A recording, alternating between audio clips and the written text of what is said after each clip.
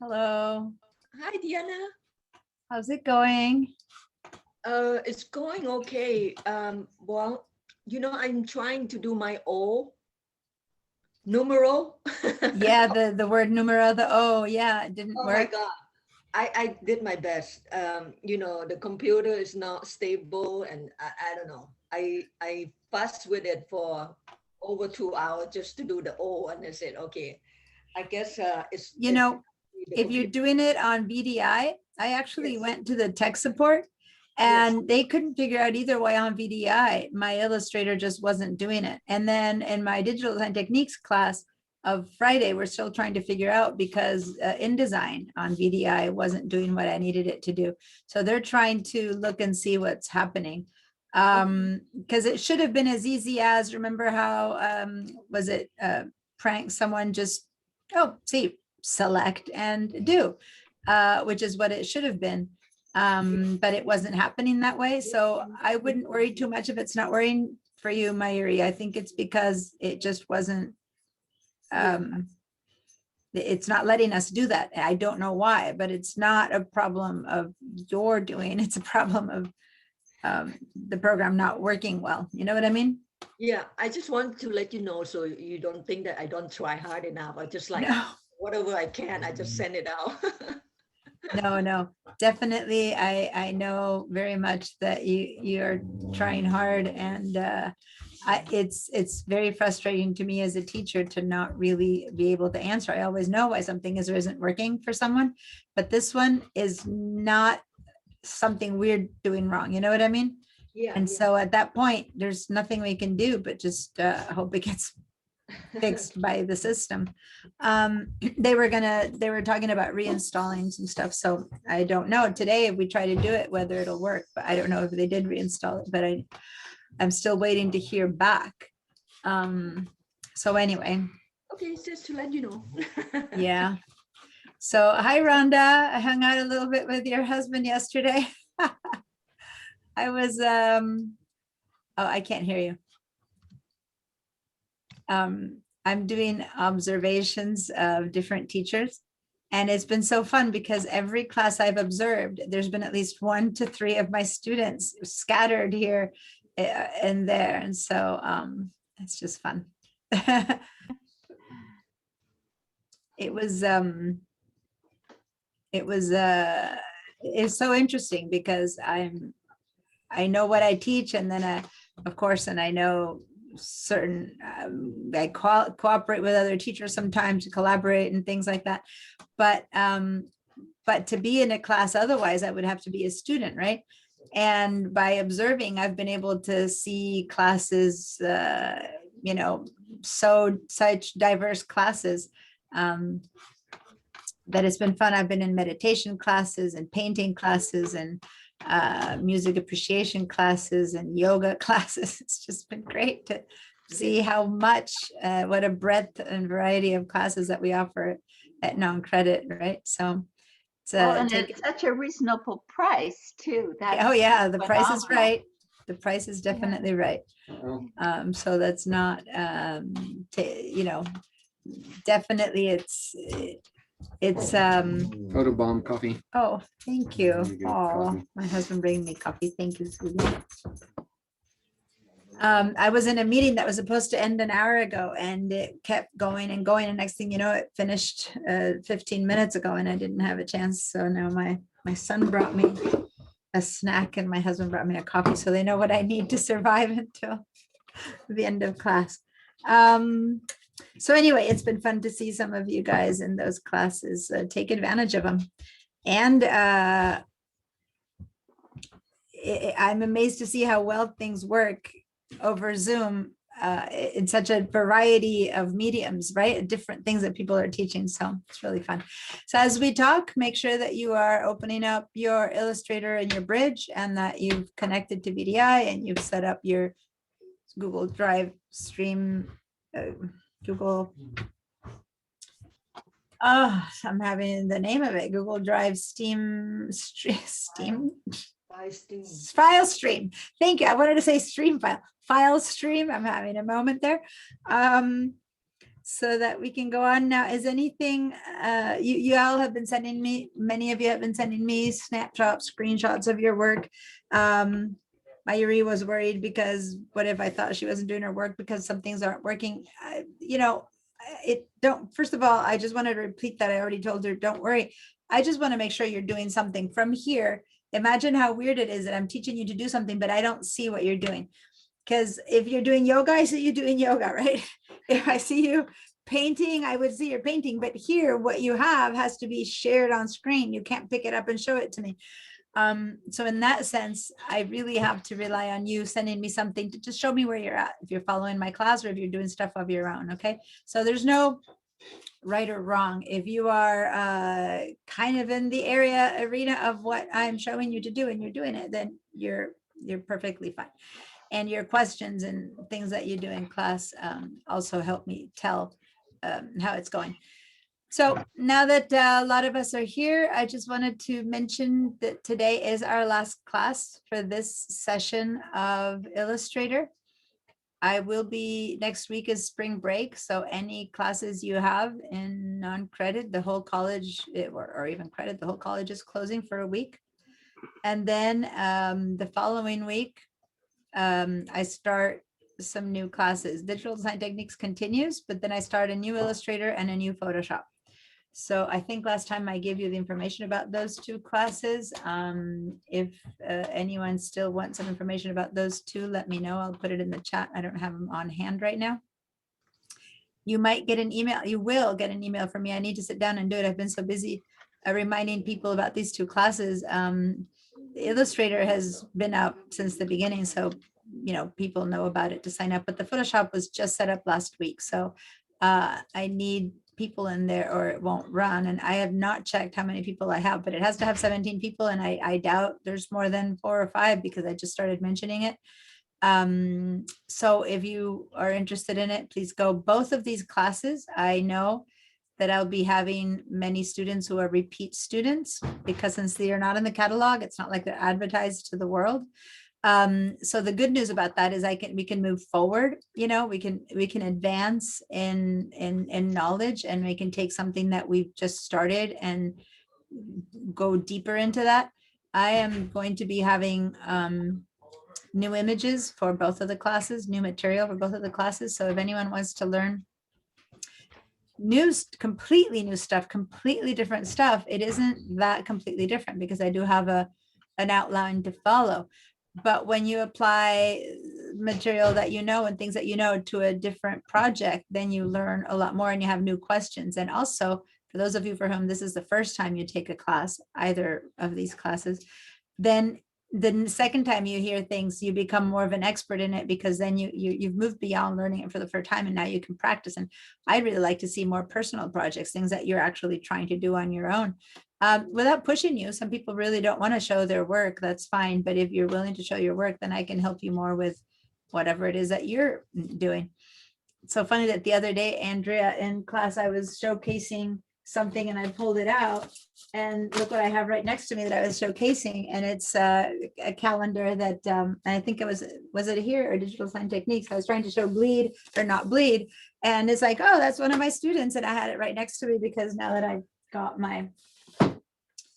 put all my briefcase stuff next to me. But I learn, when I learn what you're up to, what projects you're up to, I like then saying, oh, so for when you do this, then this applies, or for when you do that, this applies. So it's the last class at this point, unless you're with me again. It doesn't make that much difference, but please reach out to me with the things that you're doing and tell me what you're up to, because I like to personalize. And one of the I've seen many positives in this online learning. I also see some of the negatives, and one of the negatives is that I feel there's less one-on-one knowing what you're up to. So people feel more timid at speaking up or something, and don't have the moment during break to come and talk to me or something. So I feel a bit less of a connection to what you're using the programs for. So just a request to make sure that you know that I'm here and willing to listen and or hear emails. I'm always willing to stay during break and talk to you or after class. It's a bit harder when you send me long emails asking me lots of technical questions that it would take me, half an hour to sit and explain. That doesn't work so well. So it's easier many times if you ask me a question like that, what I'll do is I'll answer it in class when I can talk you through it or point to something. Okay, but I'm happy to do that. Okay. Do you know So- what the long-term outlook is as far as doing Zoom classes? Like next fall, are they still thinking of doing Zoom? Right now, they have said that the summer is still going to be online. Summer classes are going to be online. And this was all defined and decided before vaccinations became more prevalent. Now that they're saying there's going to be more vaccinations available, they might change that. But they were saying at that point that that about 50% of classes would be online in the fall and 50% in person. There's some classes that really have not worked at all online. And I'm thinking, chemistry, places where they need labs or underwater scuba diving or things like that, that they for sure will go back. But then there's others that are working and they're just right now, they were being cautious because they don't know. So they're just saying, we don't know. They're assuming 50%. But I guess we all need, they don't have a crystal ball. So I think they're just going to adapt. People want to return in person as soon as possible, but so many people are also happy with online that I think there's going to be more offerings of both now, because for a lot of people, online is really working for them. And people, from Lompoc or Ventura, there's people who are able to participate from other places that couldn't have participated, or people who are bedridden or for something like that. So I think we're going to find a new blend when the new catalog, when things settle down. I think there's going to be both in person and online courses available in the future. So then you can pick and choose. As long as we don't have half as many people on each, it would still work. So I don't know. Anyway, hopefully that it's a very, that's all we've heard from our school president, that they're planning on 50-50, but we haven't been told who is 50, who is in and who is out. We have no idea yet. So that will come as things progress. My kids are going back to school tomorrow, high school and middle school. So we'll see how that works, right? Because they have they're starting the hybrid system tomorrow. So I think it'll also depend a lot on how that works. I mean, the whole system of education is waiting to see with bated breath how it works for others. So we shall see. That said, all of us teachers were able to start getting vaccinated. Last week I got my first shot. So as long as we're vaccinated and you guys are vaccinated, then I guess we can start meeting again. All right. Unless there's any other Illustrator questions, then I'll share my screen and we'll get started with today's class. Illustrator questions? No. Okay, don't forget to go over to the chat and sign in. Hi, Molly. I'm glad you're able to be here today. Oh, I'm glad to, finally. Cool. Molly was in a couple of my other classes, but her schedule changed, so I haven't seen her for a bit. Okay. So in Bridge, we have make sure you're all in our class files, and we're gonna spend some time working with color today. So we haven't really touched upon color in this course yet. And we're gonna first figure out how to do some basic new colors on our own, and then we're gonna start using some tools that Illustrator allows us to have. And then I'm gonna show you some tools that I haven't shown you ever. This class has moved really fast. I want to say sometimes I spend more time, even with the day at first dealing with Zoom. I'm able to get to things that I haven't been able to get sometimes in Illustrator. So you guys are going to see some tools that I have not shown yet regarding colors. So that's exciting for some of you guys who are repeat customers. All right. So let's head down to at the very, very, very top. You have, I guess, the fourth file or so called Changing Color. Let's double click and open that one, changingcolor.ai.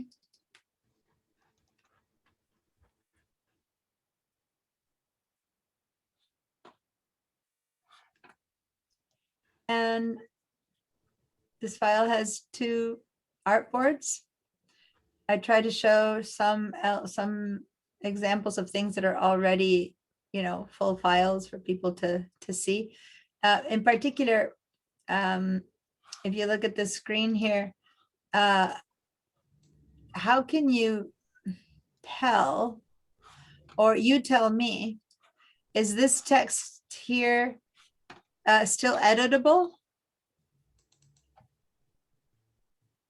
No. No, it's not. And how were you able to tell, Andrea? You click on it and there are paths. Well, exactly. And if it's too small, click on it and then do Control or Command plus a few times so that you can go up to it. And notice that when you click on it, each one of the letters is surrounded by a little path. Okay. And in fact, if you switch to the white selection tool, then you get all these anchors. These are objects with the shape of a letter. So we did this last week. We wrote something and then we did what to turn it into this? Does anyone remember? Let's do a really quick check-in and do that just as review from last week. Grab your T or type tool. Do a little click there and then write something. Is that Write something. or shut up? Yeah. So just write something. I don't care what you write. Hey, Deanna, Yes. when I open the file, mine doesn't come in like that at all. It just comes in, there's some sort of failure. Yeah. So what's happened then is that you forgot to reset your Google Drive file stream. So Oh, I close that see. file, go up here, go to this little icon. When I say here, let me put my little spotlight on. I notice that when I say here isn't very obvious. Little spotlight. Okay. So go down to the bottom right of your screen and I click see on that arrow, click on that, and then go to the gears or settings and go to preferences. Don't quit. Go to preferences. Disconnect your account. Okay, and then connect it again. And All then right. connect it again. And that's all you need to do. And then the files will work. All right. So so here I have text. That's not text anymore. And here I have text. That's text. There's only one thing. So Andrea clearly said there's paths around my text. Okay, there's icons versus this is a text box. Now, how do I turn this into that? Who remembers?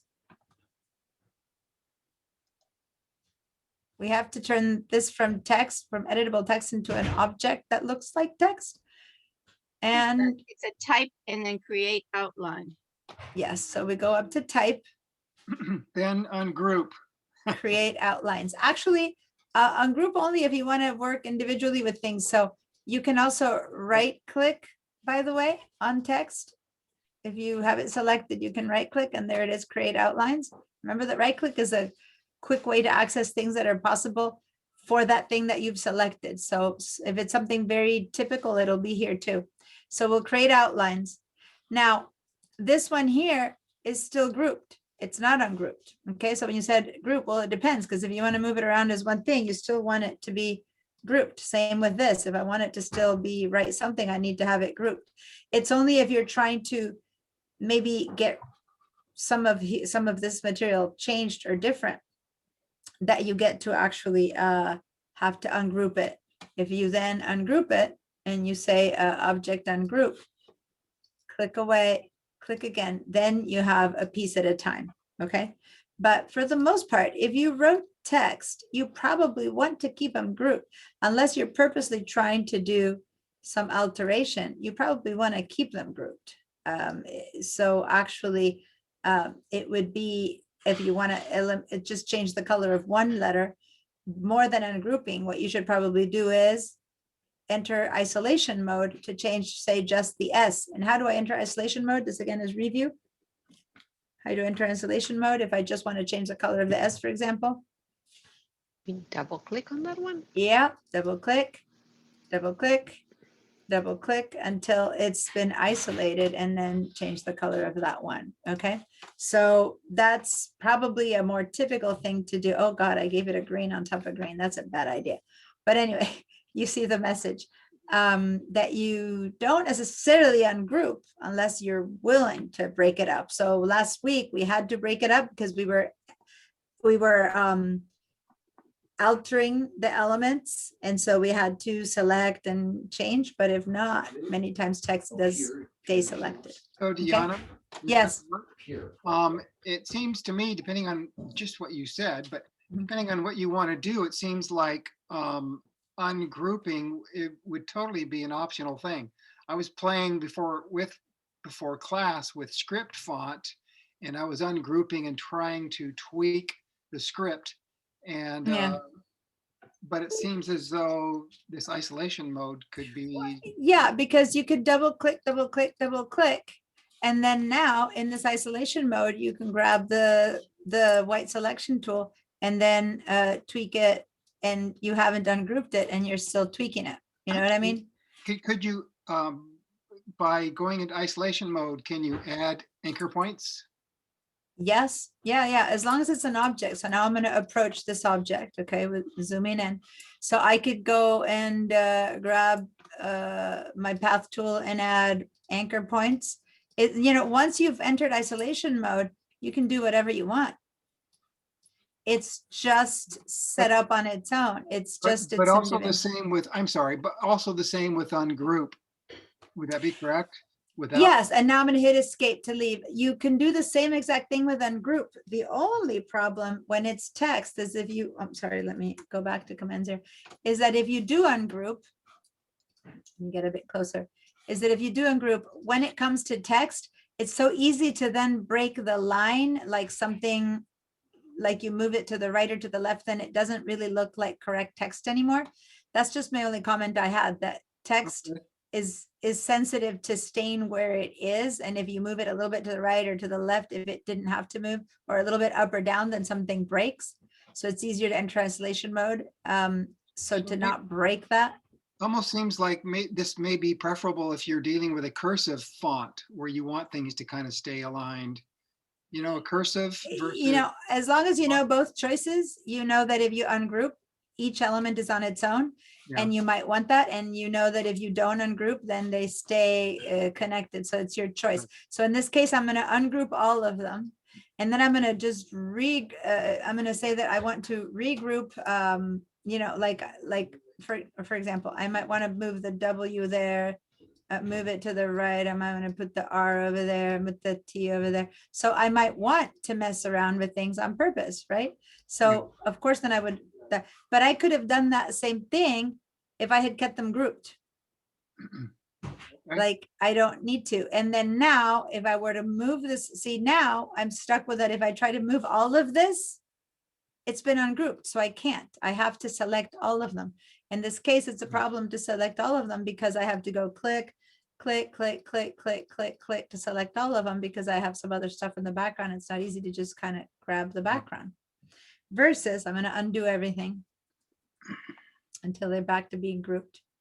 Had I left them grouped as they are right now, then I could have double click, move this up, move this down, move whatever, I'm just trying to double click to grab this one, move this one out, etc. I could do that same thing.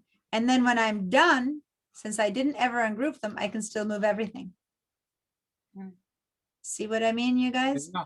It still gives you the flexibility of having altered their, is they're going to stay as a group. You might as well keep them as a group and enter isolation mode, which gives you more flexibility of later going, well, I want it closer or further. Does that make sense? Yeah. All right.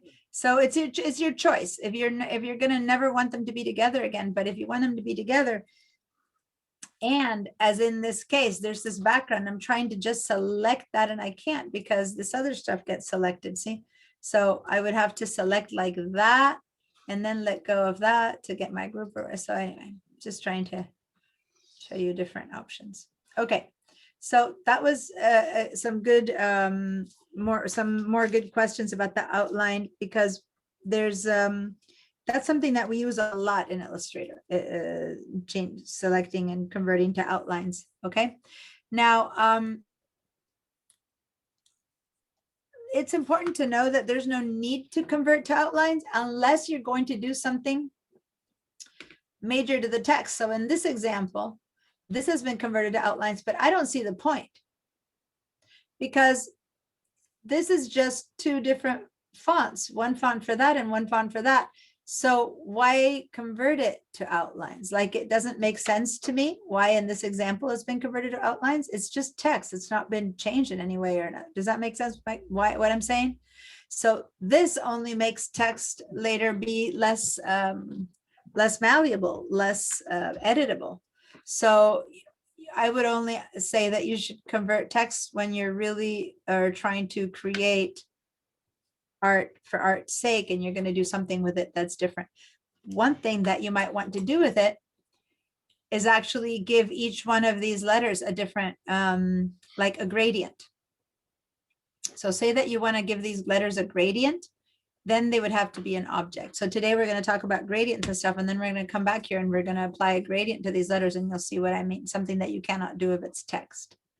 Okay, so anyway, I know Molly, anyone who was not here last week might be a little bit lost with this whole thing about converting to text, but the doingness of it is simply write something, select it, and go to object, convert to text. Okay, type, sorry, convert to text, create outlines, I'm sorry. So the doingness of it is easy. It's more details that we're talking about are internal. So anyway,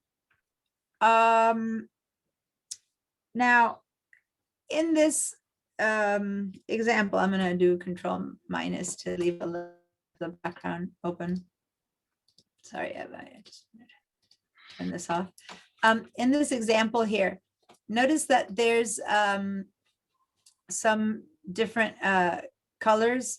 I'm going to move it over because the plan B has a different color, has different parts, and this is also a grouped image. Okay, and this is a perfect example of something that you wouldn't want to ungroup to change that little bottom piece to red, because if you do, then you might break the shape, right? If you ungroup this, you have the chance of grabbing this little white piece and pulling it over or something. So that's why it's better to get accustomed to isolation mode. Okay, so let's all go into this little red or bottom tail piece of this owl. And let's change the color for this tail. But now, how do we change the color?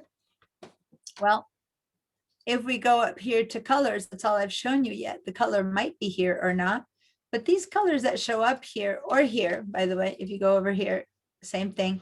They are the standard set of colors that come with Illustrator. There's only, so no matter where you see them, one only thing here is different. You see these three little colors right there that have a little kind of white triangle thing going on. You see them?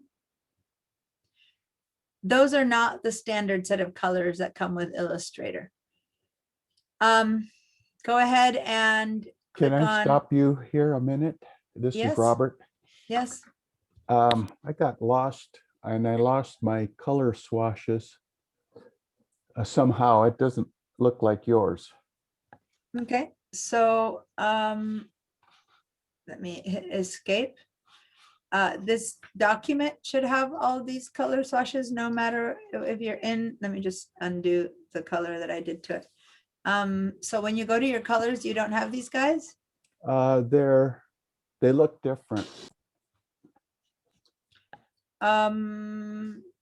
Do you want to share your screen with me so I can see what's happening? Because that's not something I know off the top of my head how to Let's see. understand what's happening. Okay.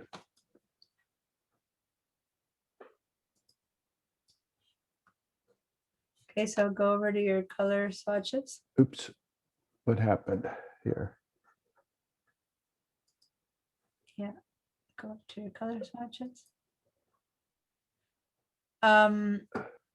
Yeah, so go to the little tiny hamburger icon that's right on top of that. Like, see where the word stroke is? Right underneath the word stroke, there's a tiny, yeah, it's called hamburger. I can click on that. And then let me see how to reset. You have the large list view, so go down like 3 sections where it says small thumbnail view. No, one up, 2, yeah, try that one. Yeah, there you go. So it's just a different way of viewing your swatches. That's all. Had you left it that way and you kept scrolling down, each one of those colors would have appeared. Is that the same on the right panel also? Yeah, Let's see. I don't know. Click on that one and let's see. Yeah, so there you have a different thing happening. See, you have a palette there versus move to the left of that little palette. Yeah, click on that. There's your swatches. Okay. So thanks for showing that, because some other people might be having those issues. There's like different ways of showing. Go back to that little icon, that little hamburger icon that you see there, and I'll show you the option. No, on the one that you're in, there's a same little one there. Yeah. So this is what appears on the right. Whenever you want more options for something, move again and show that little icon again so people know what I call the hamburger icon. Point to that thing again with that. See that little guy there? That thing appears at the top left, top right of so many different panels. And it's a tiny little icon that always means there's more to be found here. Like if you need to do more things with this, try me first. So always go to that when you're in doubt. You can see, if you see it anytime you're in another panel, you'll see it. It's in every panel. And then see what the options are. Usually they're always going to be options that affect whatever this panel is. And one of them is how the panel looks. So in that case, the small thumbnail view is the default one, but there's medium, large. So some of you guys might want bigger. So try a different one. Try the large thumbnail view for a second there. Now click on that. And so basically it's the same thing, but it's large, right? So you need to make your window bigger, like your little panel. See the bottom right, no, the bottom right corner. Yeah, grab from the bottom right corner and drag. And there you go. So it's a thing. So if the little one was too little, you can do that. Now go back to that guy, that little hamburger icon, and the one that you were on, yeah, click, was large list view. And now that you have more space, you can see, go to the bottom, 2 more, yeah, in large list view. You just had the same thing, only it was stretched out like this, giving you the colors, each one with its denominations and stuff, but you were seeing just a little bit, so you were just seeing black and white. Does that make sense? Thank you very much. You're welcome. So now you can go back to the small thumbnail view to have it look the same as me. And since today we're dealing with color, this is why this was a great question, because we're going to be learning much more about this panel. All right. Let's see. So I'm going to get out of stop. this. I've stopped your sharing. Okay. Cool. Before I share mine, anyone else who has a question about their colors showing up differently or something else? Well, I have the problem that I think others had at What? some point, that the properties is all blank. As in over here, you see Yeah. nothing? Nothing. Well, can you reset, go over here? We're in Essentials Classic, choose Essentials Classes, and then go reset Essentials Classic and see if that helps you. Yeah, I did that, but it's okay. I mean, I can follow along. It just does. I think someone had that at the beginning. I know, I remember that, that somebody else had this. Does anyone remember who it was that their properties just didn't show anything? Me, Jean. Yeah, I also, you were speaking and then you went silent, so you need to switch and turn yourself on again. And assume I didn't hear what you said. Jean? I can't hear you, and I don't even see your mouth moving because so yeah, there your sound is on. So what were you saying? I did have that concern. It comes on and off with the properties panel, but also I have my Google Drive open and I couldn't see any reference to the Google Drive in the icons. I'm not, when I open up Bridge, it's not showing the Google Drive.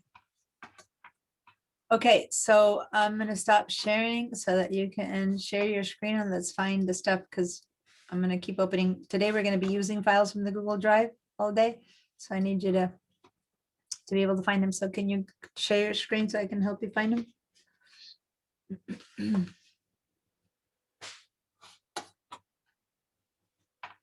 Okay, so. But you did go to Bridge over there on the left, Bridge, this PC. Yeah.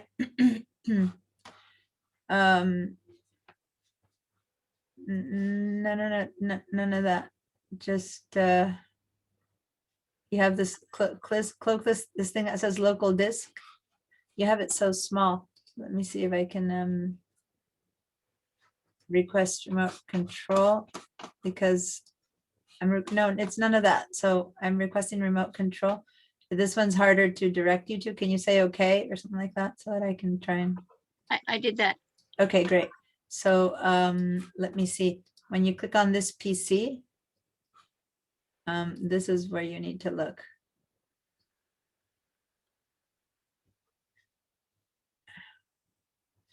And you don't have it. So how did you get this image though? Where did you get the image that you have in Illustrator from? Oh, so I just went to the Google Drive. I opened the Chrome. I went to Google And you just Drive downloaded it. Yeah, on the you're SDCC, missing. and I just opened it and downloaded it and opened it. Yeah, so you're finding a way around, which is great. But yeah, your Google Drive file stream is missing. So I think over here in the search, we can say Google file stream or something like that, and it's not showing up. Yeah. I think they just call it file stream. Huh. It really doesn't seem to be available on your computer. And the other night, Well, you found a workaround, so that's good. But this would be the kind of thing that if you want to keep using this while after, after class is over or whatever, you need to go and ask them at tech support to see how come your Google Drive is not showing up, because it doesn't make sense, and you'll still have access to it after class. I won't take you off of the class. So yeah, thank you. when it's not here in VDI, I can't, if your version of VDI isn't showing it to you, I can't help you. But the fact that your properties never showed was also really strange, and we were never able to figure it out. Did you ever go to them and ask them? I didn't, because it started working again and then it was just intermittent. Wow, I don't know what to say. It's very frustrating. Fortunately, since you are in Essentials Classic, you still see the stuff. Let's see if I were to put you in Essentials where all that disappears, because all that disappears, whether your properties work. I'm going to reset your Essentials, because now when you select something, see in Essentials Classic, you only have the properties version here. You have nothing else. And yeah, your properties still don't work. That's why Essential Classic at least gives you tools here. So yeah, I don't know the answer. This is a tech support kind of answer. It's kind of like yesterday where certain things, or last class, weren't working, and they weren't based on something I could fix, where it's the program not working. I actually never asked tech support about that, because I can't ask them if I can't demo it. They go, well, I don't know what their problem might be. They need to come to us, is what they answer when I'm not the one having the problem.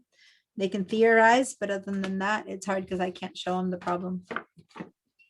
So anyway, yeah, I don't know what to say then, Mary, if you're not getting the properties either. I'll keep showing how to do things from up here, so that those of you who don't have the properties, you'll find them up on top, which is the classic way of using it. Okay. And especially if you want to keep on taking any of these classes, or keep working with, even on your own, with any of these programs of the Adobe, go to tech support and have them figure out what's wrong, because it's a VDI issue, or it's a way their Adobe programs are showing up through VDI. And if you do that and they have any answers for me, please email me and let me know what they said, so that I can figure it out for other students. All right. So here we are. Now that you all know how to change how you view the colors, let's figure out what these colors mean and what to do with them. So here we have a basic set of colors with 3 new ones. These 3 new ones have been established just for this art. And some of you already completed it. I told you to double click a few times, and then give that tail part of the owl this red color there that's on the tip of those 3, because that seems to be the color that's there. Now, just by telling you choose this one, it doesn't mean much. And then what's that little white triangle as opposed to any other red. So I'm going to tell you a little bit more about how to make colors, and then you'll understand what those three are and how to do them. So first, let's we're going to keep this one up for when I want to give an example with this. Let's back out of here by hitting escape if you're inside of isolation mode. And let's actually create a blank file. So just say file new, and I don't care what the settings are. It just whatever settings you are, say create, because this is just so that we can look at the colors. So I don't care what shows up in here. I wanted to show you what the basic set of default colors are when you open up an Illustrator file. And this is it. This is what comes with Illustrator. This is what, if you ever need to say reset to default swatches, which right now isn't here, I guess, because we are in the default swatches. This is the default set of swatches, okay? Now, I think I showed you early on, second or third class, I showed you how to add a different color library, didn't I? Pretty sure I showed you that. Yes. When we did the flowers, and I showed you the color library for patterns and things like that. I believe the day that we made this file that you guys have. Oh, it's not here. It's in my history of Illustrator. And then when I go say file new, just as a reminder, you don't need to do this, but when I said file open, no, how can I have you guys see? This one here that we did, that we added lots of colors and stuff like that. So the day that we did this, we put in different colors in here that we chose from a new library and some patterns. And if you have that available in your recents, that's fine. If not, let me just show you what I mean. If I go over here, look at all this new stuff that I have here. That's because I brought in from different libraries, remember? And then here, I have more of these little color groups. And these were those that were called Renaissance or Middle Ages or natural colors or stuff like that. So if you have this file and you know where it is available to open, go ahead and open it and see it. But since I don't know how many of you have it, I won't make you open it. Just watch and see the difference between what's here and a new blank.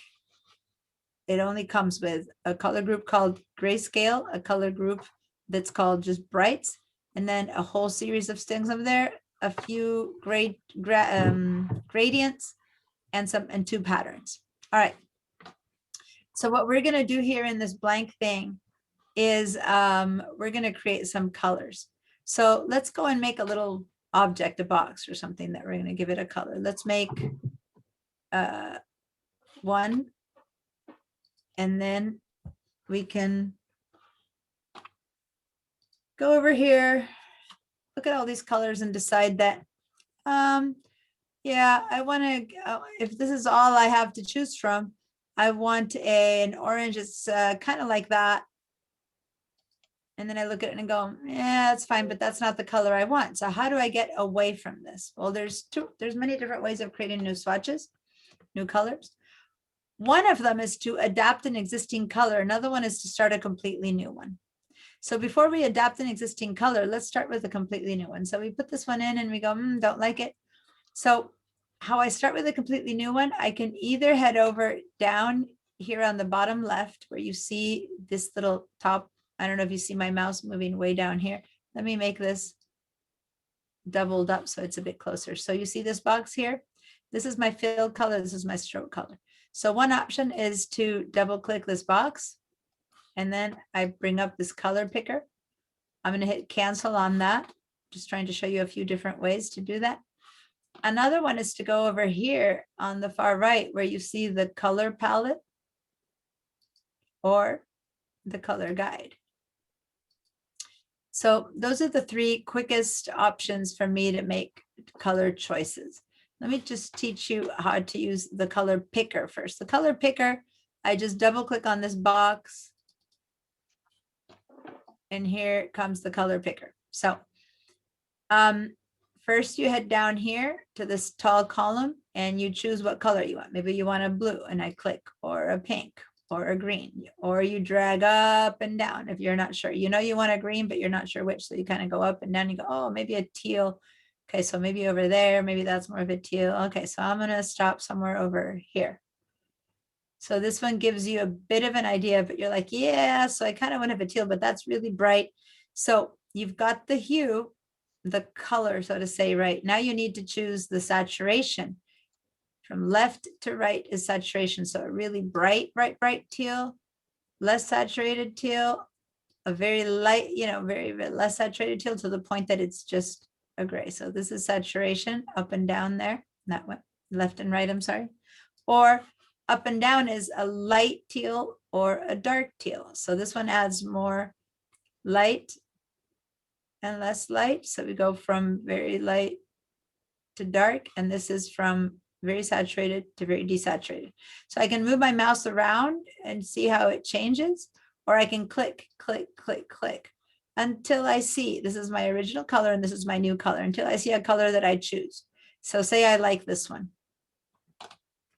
Once I like it, I can say, okay. Now, I spent all that time choosing this color. Took a while. I finally found the perfect teal. But if right now I were to like go and turn this yellow again, guess what happened to that teal? It's gone and lost forever. I spent all this time looking for the perfect color and I don't have it anywhere. It's like I have to mix all my colors again. Now, in this case, we can do Control or Command Z to bring it back because we haven't gone that far. So it's still there. So now I want to show you how to turn this into a new swatch, a swatch that you can use in the future because you've decided you really like this teal. I'm going to make it a bit bigger so it's not so tiny. Okay. So has everyone made a color of their own that they chose? It doesn't need to be a teal, by the way, whatever color you want. So now that you like it, you got to preserve it. So what we're going to do, head over to the swatches. And I made this box bigger. You might have it smaller. You manipulate it from this bottom right corner. Like that's how you make it bigger or smaller. So let's make it bigger. So anyway, see this little plus sign? For people who've been using Adobe forever, there used to be a little dog-eared page was the icon for new. This new version of Adobe, all the new icons turn into this little plus sign. So since we're in the swatch palette, new means new swatch. So I'm going to click one time. And I'm about to get a new little box here, a new little swatch with this color. And when I look at it, I can choose to give it a name, or I can choose to leave the CMYK settings up, cyan, magenta, yellow, and black, which the combination of these is what makes this color happen. Now, maybe here is where I go, oh, let me make it a little bit more of this so I can adapt it, modify it from here. I can make it more purple, more whatever. See, the problem with this though is that I'm just seeing the color tiny right there. See how it's not changing? So anyway, this might not be the best place to change it from, but say I did change it from here. Now see how the CMYK changed. So if you leave it a CMYK, that kind of helps in that this automatically changes. I could also give it a name, so I can get in here and change that to teal. Change it to teal. And then for now, there's two more choices I need to make, global or not global. Okay. So first, let's try not global, meaning if that is checked for you, let's uncheck it. We're going to leave this as process color. I'll show you what else is under there next time. But for now, we're going to do not global, process color, teal, or whatever name, whatever color you made. Right, so let's say okay. See how I had changed it? And so now it changes, which is why I don't like that too much because it doesn't change with me. But anyway, so here's the problem with calling a color a name. So now I hover over this and it's called teal. Does that look teal to you now? It was teal when I made it, but then I changed something and I called it teal. And now it's not working anymore. So be careful with calling a color a name that later you might want to change because you decided you didn't want it to be that way. So that's why sometimes CMYK makes more sense, or call it, you know, flower or roof, you know, something like that, because then the roof can change from blue to red, but it's still the roof color versus calling it teal. You know what I'm trying to say? Just try to be more specific with the color names. Like this is what this is my color for my sky. Sometimes it might be blue, or you might be able to change it and still not have to. It's just a practicality. Anyway, so say that, did you all see the little new color swatch that appeared in your swatches Yes. with your new color? Oh, Mayuri is waiting to be admitted. I didn't notice that. Hopefully she didn't wait too long. Yikes. Okay. I didn't notice that she dropped out. Okay.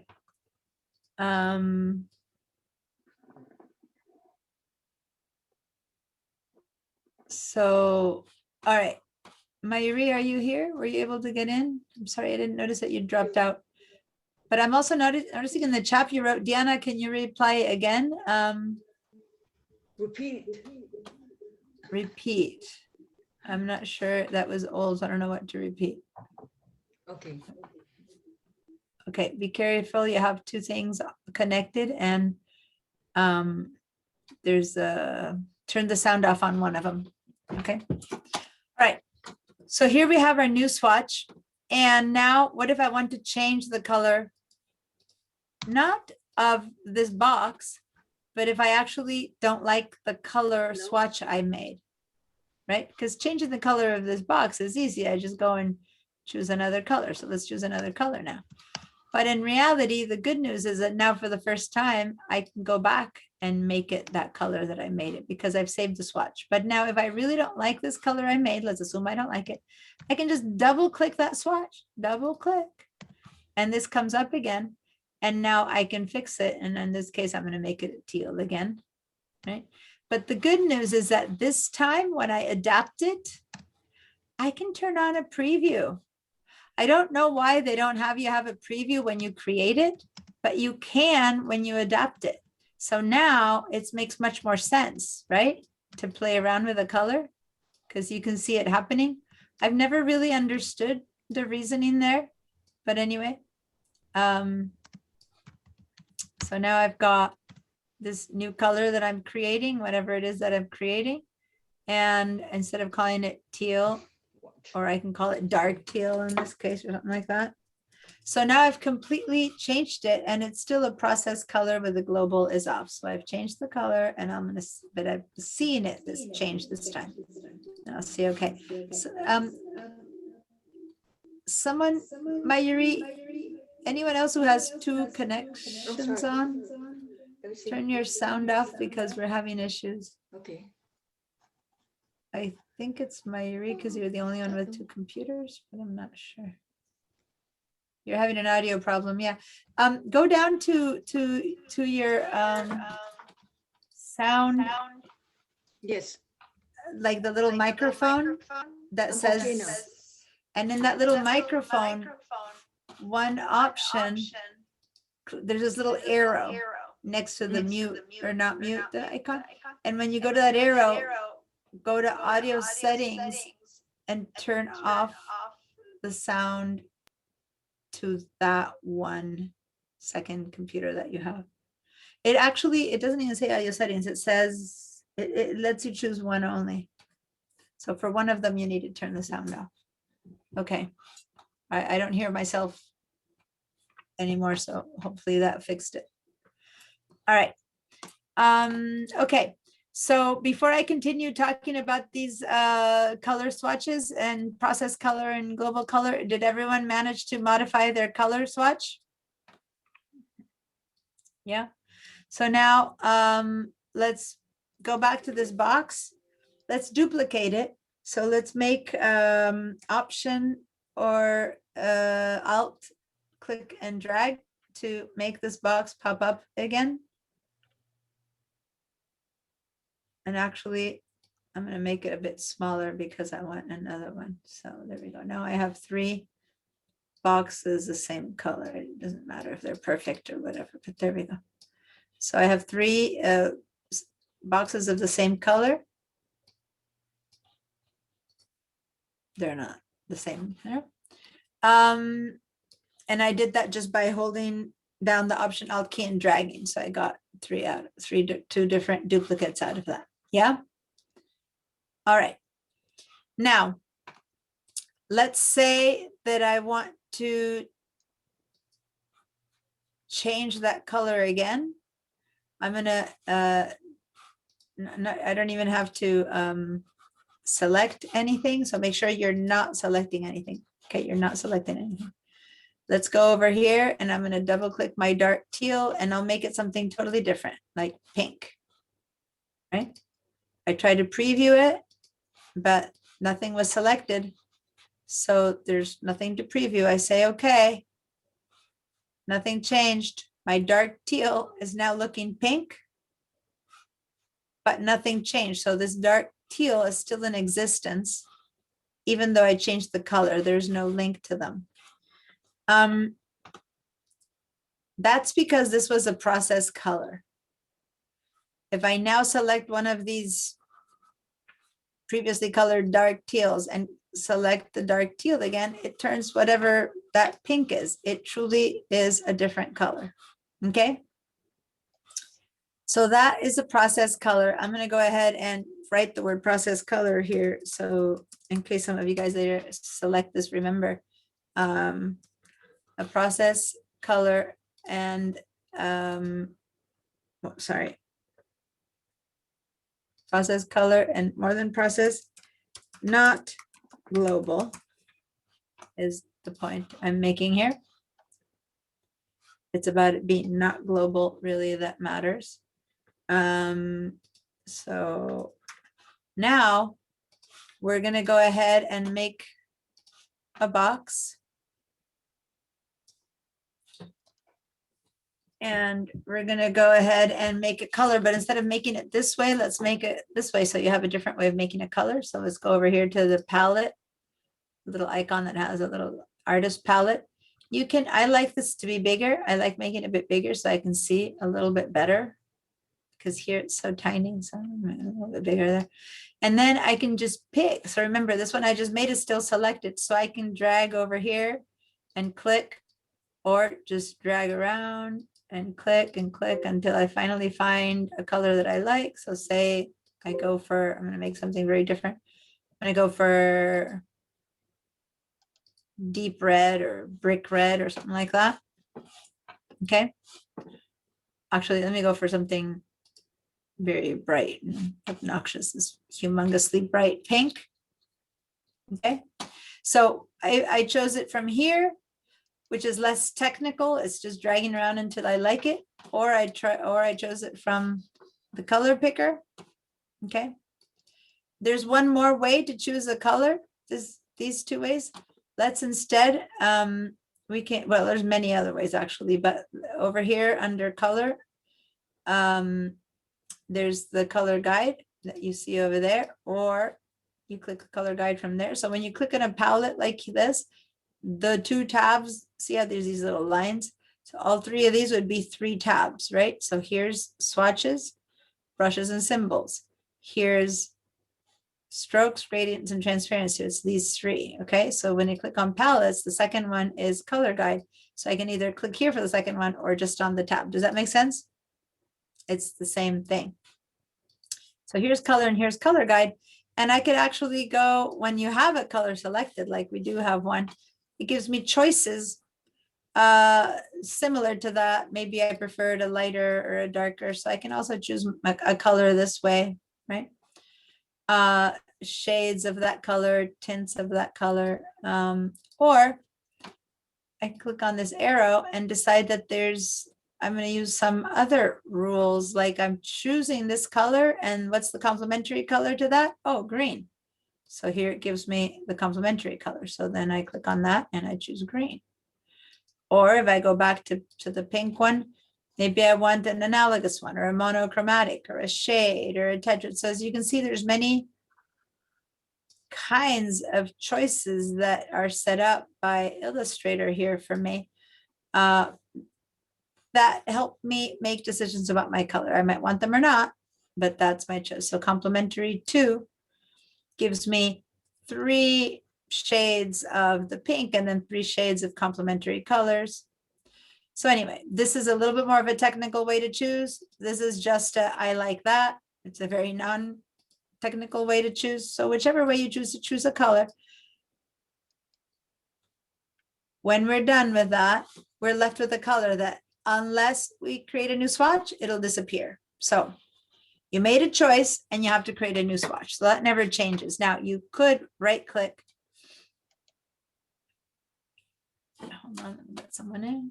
Vanessa, here we go. You can't make a new swatch from a right click. Interesting. You can't make a new swatch from a right click. So right click didn't work. So you'll just have to go over here. Okay, so sorry, I'm getting a call. Need to stop. My phone is bugging me. So we're gonna go back here and say new swatch. But this time, we're gonna call it global. So it's a process color that's global. And I'm gonna call this one, bright pink, which I kind of told you not to, but since we don't have shapes here to identify, we'll just call it by the name of the color. But the big difference here is that we're calling it global. All right. So once you've manipulated it, see when you create it, there's no preview. I never understand that. I don't get the point that you can't preview it when you're creating it. And yes, when you're manipulating it. But anyway. All right. So now I have, here's my color that I created before. Whoops, that was the dark teal. That looks pink because I changed it. And here's the bright pink. See that little triangle that's there right now? That means it's not global. This means it's global. Now let's see what it means to be global. So does everyone have their global color and their regular process color? In fact, I'm going to go ahead here and write global process color. So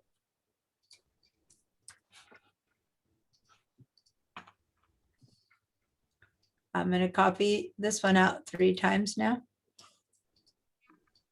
holding down the Option key and dragging out. This looks. Is everyone with me? Do you have a question before I continue? Hi, Vanessa. We're just talking with color. Yeah, there's someone's asked me, is there a Pantone chose? Yeah, I'm going to deal with colors that are not processed in a minute, but right now, all we have is the difference between global and not global. So we made a box, put in some color, and colored it with a color that's global. Now, you already saw that if I try to change this color, I'm going to go back into this color that's not global again. I'm going to change it to, even with it selected, if I change it to, let me say purple or green or something like that. Let me give it a purple color. And I say, okay, it changes because I changed the color selecting it. But that's the only reason it changed. It still is called dark teal. The rest of the 3 that are colored with dark teal aren't changing. Watch instead. I'm not even going to select my global stuff. Watch just this piece. Watch me. Don't try to do what I'm about to do next. I need to see you looking at me. Those of you who are still showing me. I'm going to go now and I'm going to double click the bright pink global color. And I'm going to change the global color to a bright green. And if I say preview, I'm just, even if I say preview or not, it doesn't matter. This thing is that I've got what used to be bright pink and I'm turning it into something else. And I say, okay. And remember, these weren't even selected. See how they changed? Basically, a global color becomes a color that anything painted with it will change once I change the color. So say I had, 10 more pages, 25 more artboards, right? Say that I create a new artboard, just watch this. Say that I have 25 new artboards and I have a shape in here that I colored it this color. It doesn't matter where it is or where it isn't. The moment that I now, well, that's a bit too small. But the moment that I color something with a process color of any kind, so I'm going to color it, all of these non-global colors. So I'm going to color it orange. I'm going to color this next one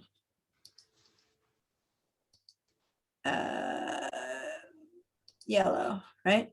So all these colors, if I modify them, they're individual sets. So I can grab this yellow and say that I want to now make it, you know, something else, and it won't change my color unless it's selected.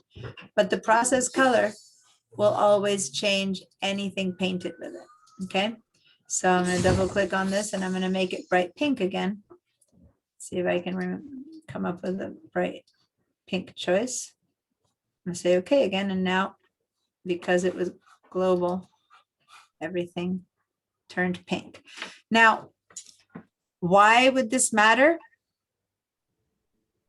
Because I show you how to do it, and then I want to give you the practical understanding of it. Say that you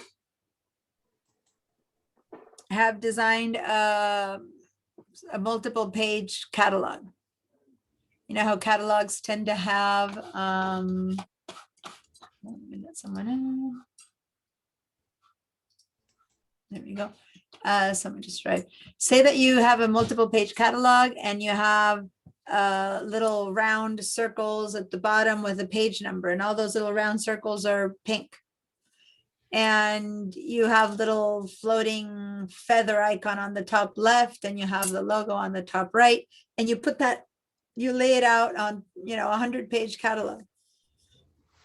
Well, what if you present it to your client or to your boss or to your, you know, husband who looks at it and goes, ooh, instead of making that thing bright pink, can you make it blue? Instead of this being the color, let's change it to that. How about not making that sky so dark, make it lighter? Now, if this is something that you've used 100 times, you would have to spend a whole time replacing every single little circle of every single little page from pink to blue, from pink to blue, from pink to blue. You know how much time that takes? This way you can modify the color of the logo and just call it logo color. And at first you tried blue, and then you change the color that's global into pink, and the whole catalog's little circles, whatever, turn pink. So whenever you have to do a repetitive task, global colors really useful. Does that make sense, you guys? I don't have the example here. I've had to limit the amount of examples I have because all of you have to download them. When I was at school, I had like 100 options and I could show you things. Here I'm more restricted because I don't want to fill you with stuff. But I missed some samples. But I have a book that I worked on once that someone created that I had to modify their formatting. They had it in this format, I had to do in that format. But anyway, it's a picture book, all illustrated in Illustrator. And we were creating an app, an ebook out of it. Anyway, we were adapting it, but she had painted her sky with different blues each time. And there were many skies in the book. There were like, it was like a 48-page book. And it was, we had to go back and change the sky individually. I certainly learned my global color work because you can't change it either. You can't like suddenly go, okay, all of these skies become global. No, you have to select each one and say, oh, now color you with global. And once you color with global, and then you color it with something global, then you can easily change them all at once. But that first time you need to select them all.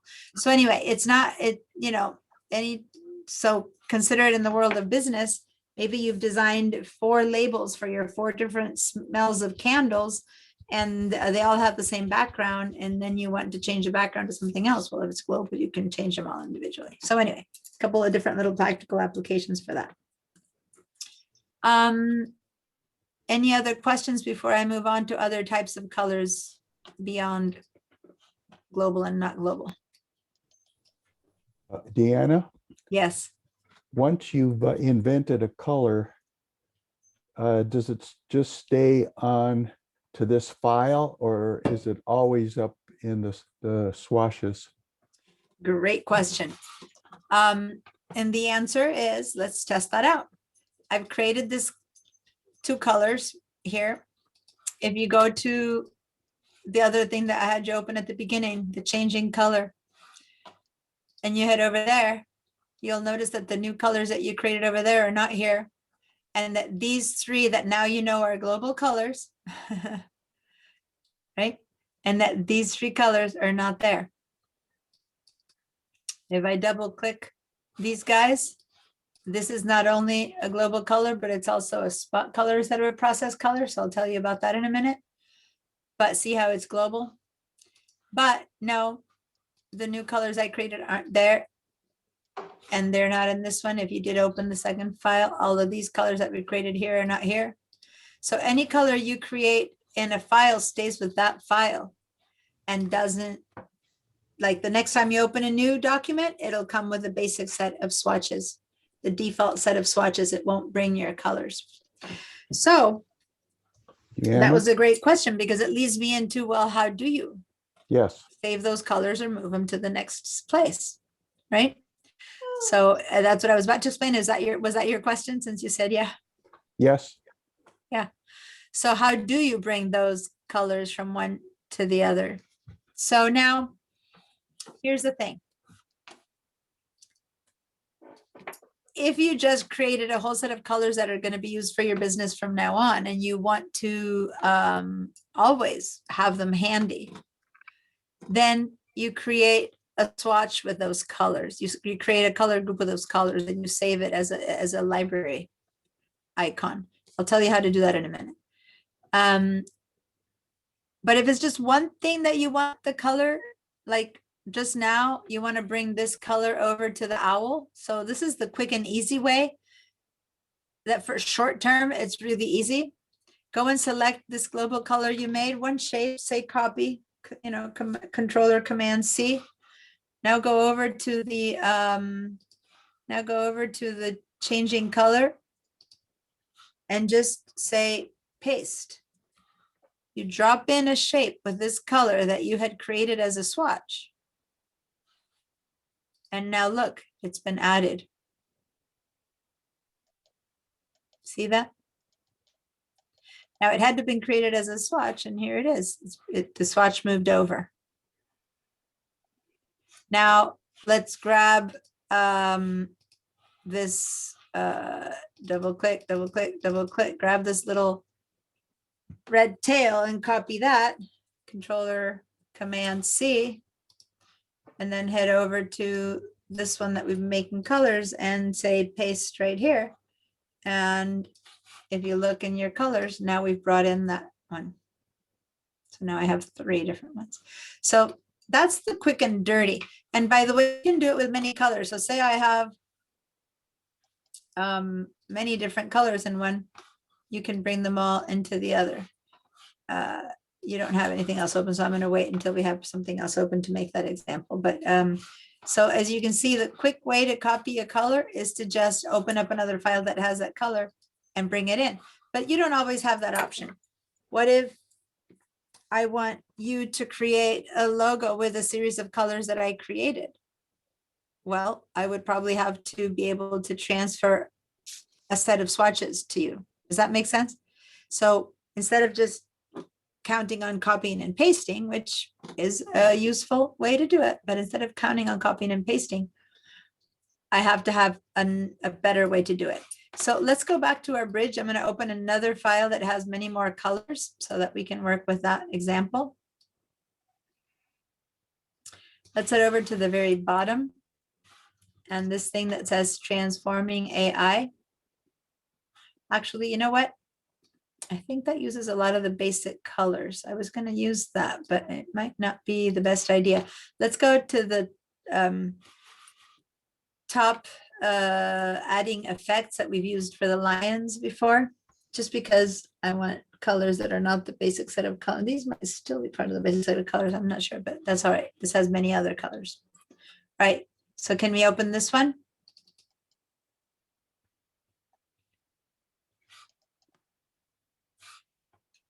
Now if we go look at the colors, yeah, no, this one has a few new colors created that we didn't have before, and it has a lot of patterns.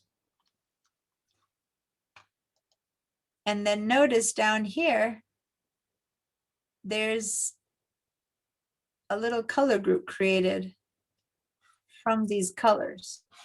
You can see how it has the bright greens and blue and orange. Someone created this from the colors in this piece of art. I'm going to show you a couple of other ways to do that. I'm trying to make this a little bit bigger so that we see all of our colors. And I'm going to show you how to recolor all of this stuff. So that's another part of the stuff that I want to show you. But first of all, let's save some of these files because I want a new version. Some of you guys made this version already for your different mains and stuff. And I want to have a different version saved. So let's go ahead and do File, Save As. And then head over to Google Drive, My Drive, Illustrator. And here, let's call this one Recolor Art. Or just Recolor. And say, how about Recolor Lions? That way you'll remember which one it is. Color Lions. And say save.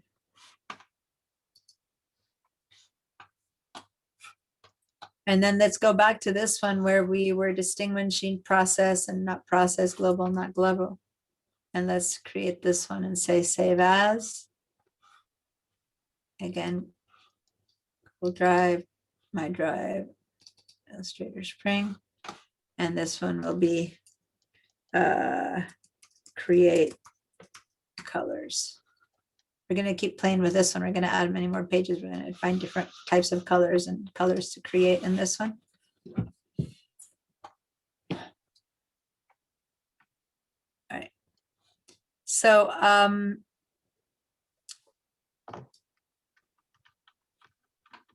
before we head over to this one, I just want to make sure that you've saved it. We're going to come and do a lot of color work in this one too. Let's head back to the first one, the little owl, because I brought you here at first and showed you a color. Let's go ahead and I'm going to delete this shape that I brought in to bring the color. And notice, Robert, that even though I deleted the shape, the color that I brought in stays. Okay. So you can bring in a whole bunch of shapes just to bring in colors and then delete the shapes and the color stays. So that's a typical trick. You just grab someone's art, bring it into your, paste it, delete, and then the colors that you wanted stay. So if I were to go to my flower right now, you could bring in all those patterns in here very easily just by selecting. I have these 4 patterns. I could just copy that, and you don't have to do this. Come into this one that doesn't have patterns, see? And then just paste the flower and then delete the flower. And if I look, it's added those 4 patterns. See that? I didn't want the flower here, but that was a quick way to bring colors and patterns in that I did want. Does that make sense, you guys? So that's a quick way, but there has to be a better way. And what if I want to keep the set of colors for this whole art piece of art, right? I want to keep them as a set. So I'm gonna head over to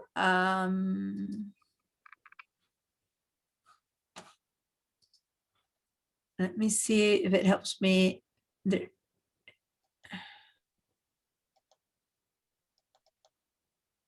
I don't. With the recolor version, you can do it. I'm trying to see if there's a better way to do it without recoloring. So I'm going to select all the, all these objects, right? So one way to do it is to do Control A, then you select everything in this whole thing, Control or Command A, or you can grab here and drag across everything. So in this case, I have that red, the green, the black, and the white. I added a little bit of a yellow here and blue or whatever, because I was giving you that example that you normally wouldn't have. So if I go over here, instead of the SWOT, the only thing available is this little folder. And if I click on this little folder, I can call it owl logo, right? Colors or something like that, or owl postcard, I guess is more like it, because this is a postcard, owl postcard. And the question is, you want to create it from selected swatches? No. Or from selected artwork? I'm like, yeah, I want from everything that's been selected, I want to create swatches. Now, do you want this to be anything that's processed to global, or do you want to keep them as global? So it's basically asking me if I want to make them all global. I say yes, but I don't want to keep them as they are. So the basic section is okay. Now say okay. So then notice that I've created a new group here called Owl Postcard, which includes, in my case, yellow. I brought that yellow in, so you guys might not have that yellow. But in my case, it has the yellow, the green, which is not global, the blue and the black and the white. This one is the stuff I wrote in, so you might have a different version of that. Did y'all get your little owl postcard group now? So you just select them all and create the group. And that turns them into swatches as well. Like individually, that yellow, I could have selected the yellow thing and then said make new swatch. But by selecting everything and clicking here, then it turned into a swatch just because it was in the selected group. Okay. Now, what do I do with that guy? The owl postcard? Because I still don't have it here. What if I want to bring some of those colors here? If I go over here, I don't see them. I see this web group, but I don't see my owl postcard. So let's go back to the owls and let's save this library in a way that I can pick it up in the lion mane piece of art. Does that make sense, you guys? I want to be able to get these colors in that lion's mane. So for those of you at home, meaning when I say at home, everyone's at home. For those of you using your own version of Adobe, you've paid for your own subscription, you can drag this and put it in your libraries. My libraries, because I'm at school, are unable to load. I can't do anything about it. But people who have color libraries, one option would be to put this in your color in your libraries, right, right there. You can just drag it, but I can't like have you do that. Or you can say the third little icon there, I believe, if you can't drag it, see how there's all these little icons that are at the bottom? The first one is one we're going to use here, but if you go to the third one, it says add selected swatches and color groups to my current library. That means that library over here. So those of you who have this at home, you can add it to your library. And now when you go to the other file, you can just drag it in from that library. For those of you who tried that, did it work? Someone who is not on VDI, were you able to add it to your libraries? Somebody not on VDI, can you answer? No one's I'm in trying the it. process of it right now. So I'm trying right now. Okay, so then let me know what's happening. It won't happen if you're on VDI. It didn't work for me because it said you're only allowed to bring in between 1 and 5 colors, and I had more than 5 colors. And you have your own version, your own Yeah. subscription? Yeah, Well, that's interesting. so that might be a little change or something. No, because I'm opening my own. I have, my library has a ton of colors. So I'm going to open my own Illustrator in the background so that I can see I think it If meant more than 5 in the in the group. color group, but Yeah. no, you can have complicated color groups that, as far as I know. Yeah. It doesn't seem very Um, exciting. Yeah, so I'm just gonna test it out on the side while we talk, because I do use my library. Interesting. Give me a quick second, you guys, because I want an answer to this, because that seems really strange.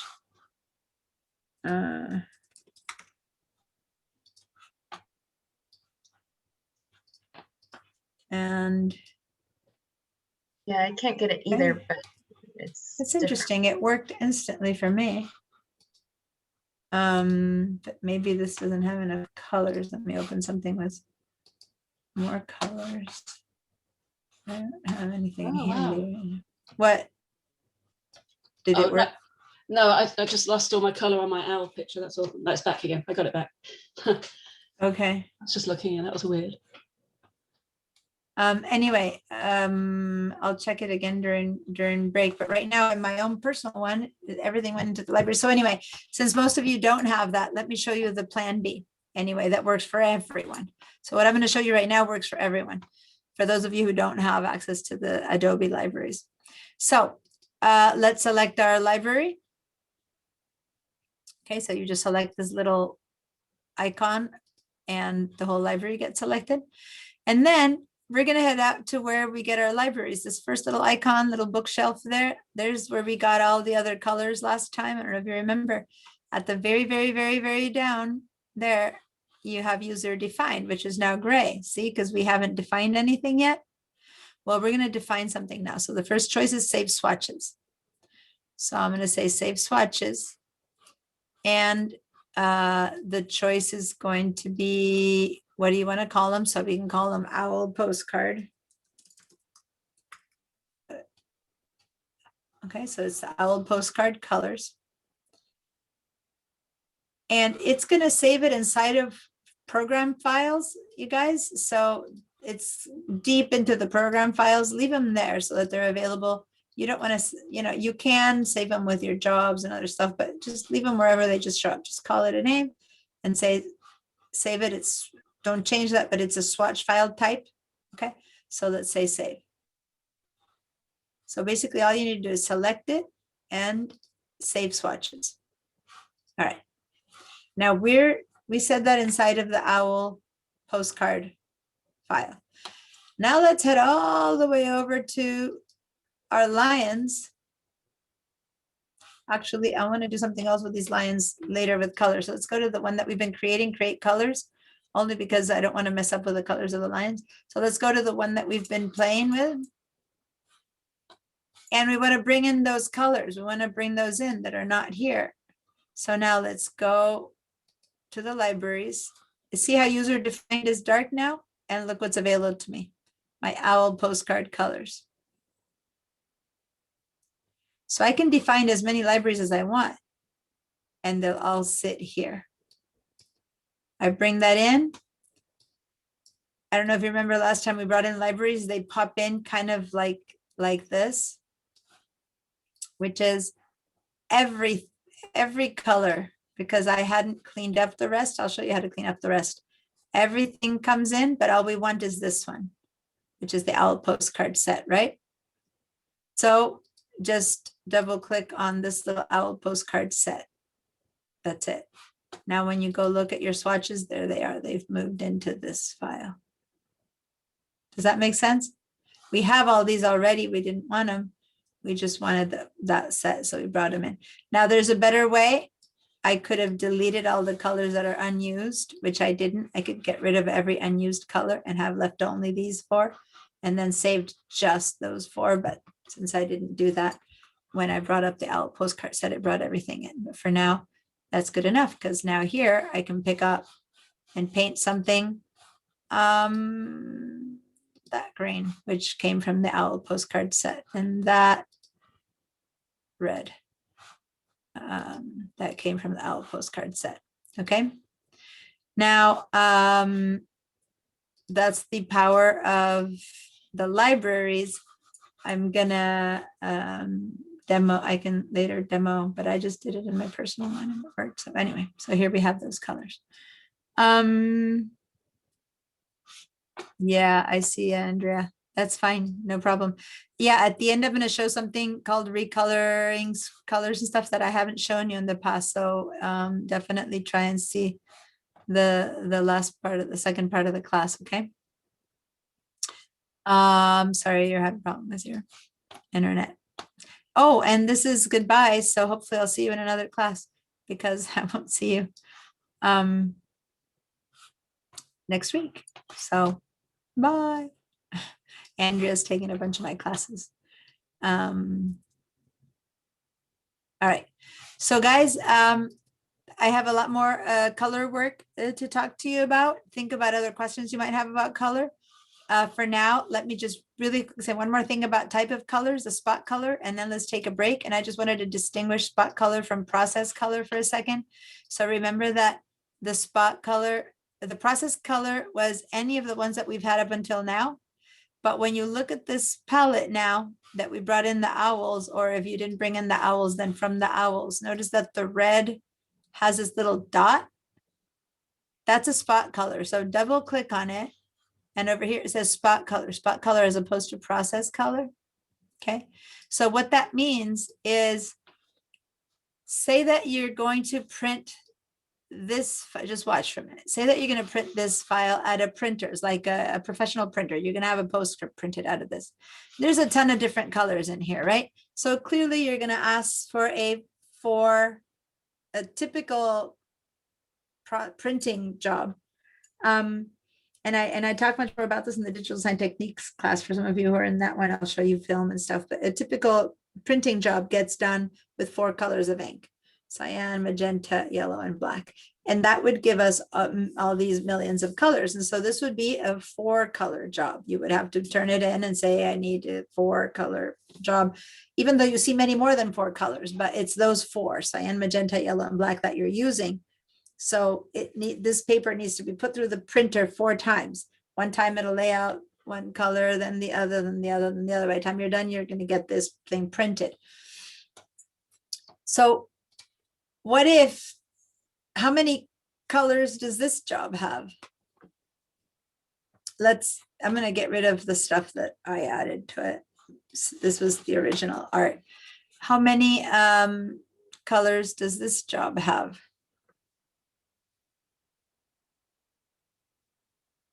Three? Which 3? Black. Well, no, would it not be 3 because some of them are mixed to get these other colors? That's a good point. Let's just with a guess. So you're right, but off the top of our head is basically green, red, and black, because black is the color, and white, we'll just say it's the paper, right? So right here we have 3 colors. But what Vanessa said is a really good point. If you wanted to get this red, right, you would have to do a 4-color job, because it would probably mix yellow together with red to make it a bit more orangey, or I don't know. We'd have to go see what combination of CMYK gave us this color. Same with that green. It's probably some combination. Let's check out this green. What color is it? If I go to this green and double click on it, it's a process color by that with 68 points of cyan, 9 points of yellow, 100 points. So 9 points of magenta, 100 points of yellow, and 0 points of black. That's what gave me the screen. So this would have to be a process, a even though you're only seeing 2 colors or 3, if you count black, you're really having to print in 4 colors. So Vanessa's point was perfectly well made. Well, I don't know how many inks to create that red. So if you want to bring the price down, let's look at just the back, right? In this case, this is just gray, well, gray, red and black, because gray is just a tone of black. So it's not, there's no other colors involved. So this could be a 2-color print job. 2-color print job is much cheaper than a 4-color print job. The printer has to put it through twice only, make only 2 films, right? But not if there's red, because if there's red, that red is going to take 4 passes to create that red. Does that make sense? So black is black is black. That is 1 pass. But the red here, if you were to print this thing, you would have to do 4 passes to get that red to be red. So if you want to get it cheaper, what you can say is you can call out a spot color. The spot color are Pantone colors. Someone asked about Pantone colors, I believe Jean. So Pantone colors and spot colors are kind of interchangeable in the sense that there's other companies that do spot colors, but Pantone is the most well-known one. So let's head over to one of these spot colors and double click it. And when it says spot color, what you're going to do is choose a color that has a name. So I think over here you'll see the name. Let me just show you really quickly where you would see that. I just want to show you this, and then I just click on the color switcher, because at least that's where I usually get them from. I double click down here to pick up the color picker and see where it gives you options for color swatches. Where does Illustrator have them? Interestingly, because in InDesign I know how to find them, and in Photoshop I find them here, but I'm noticing that in Illustrator they're not here. It's interesting.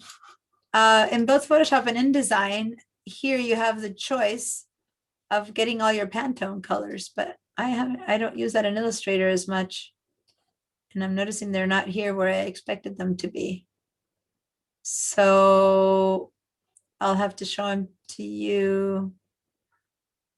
I'll have to figure out how you pick them up in, well, in the libraries, you have the Pantone colors. Yeah.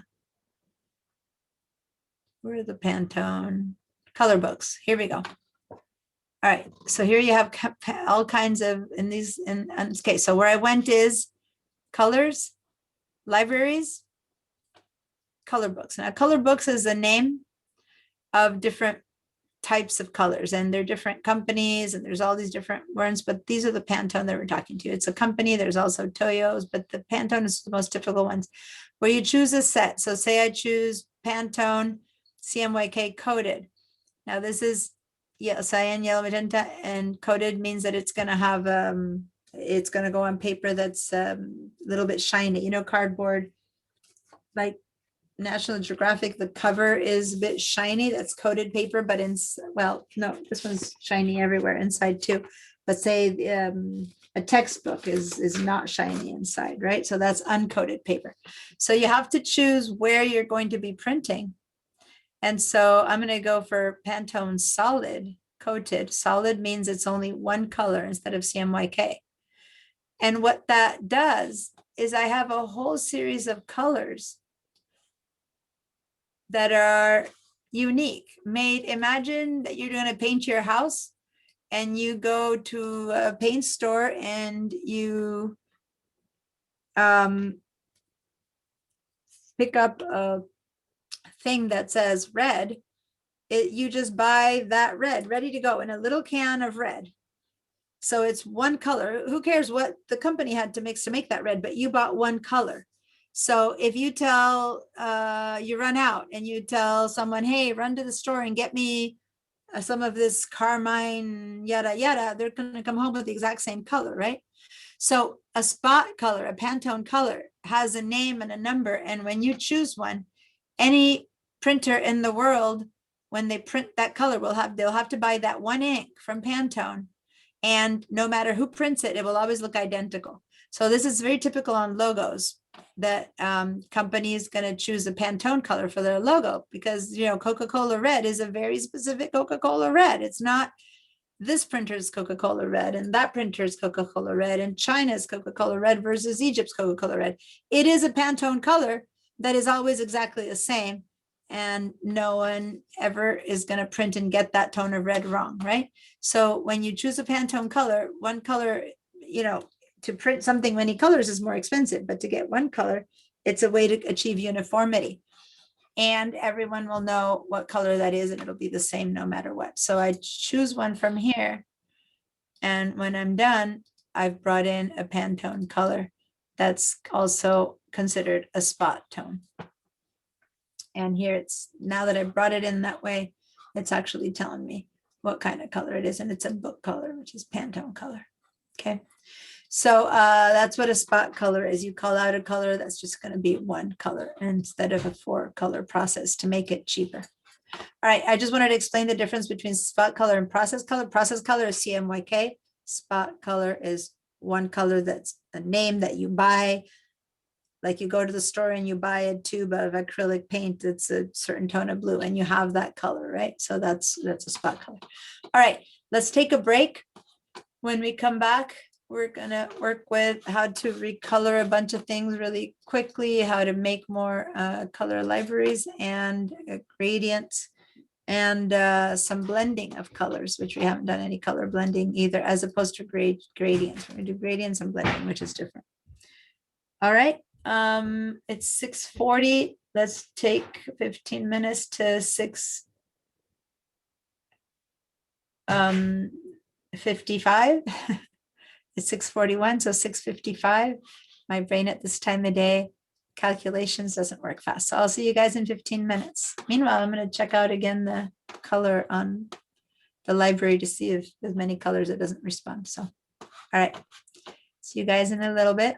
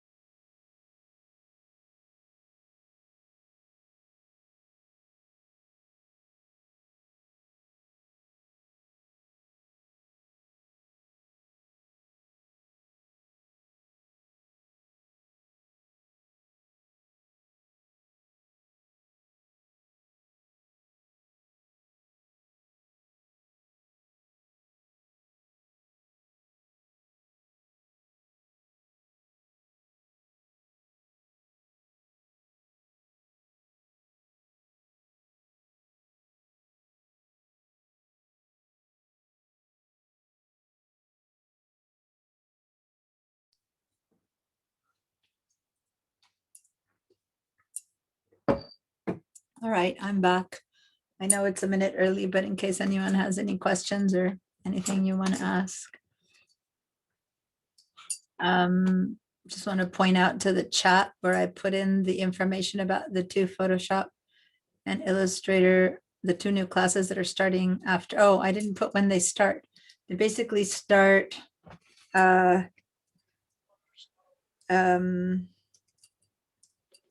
Photoshop is March 30th. It's Tuesdays.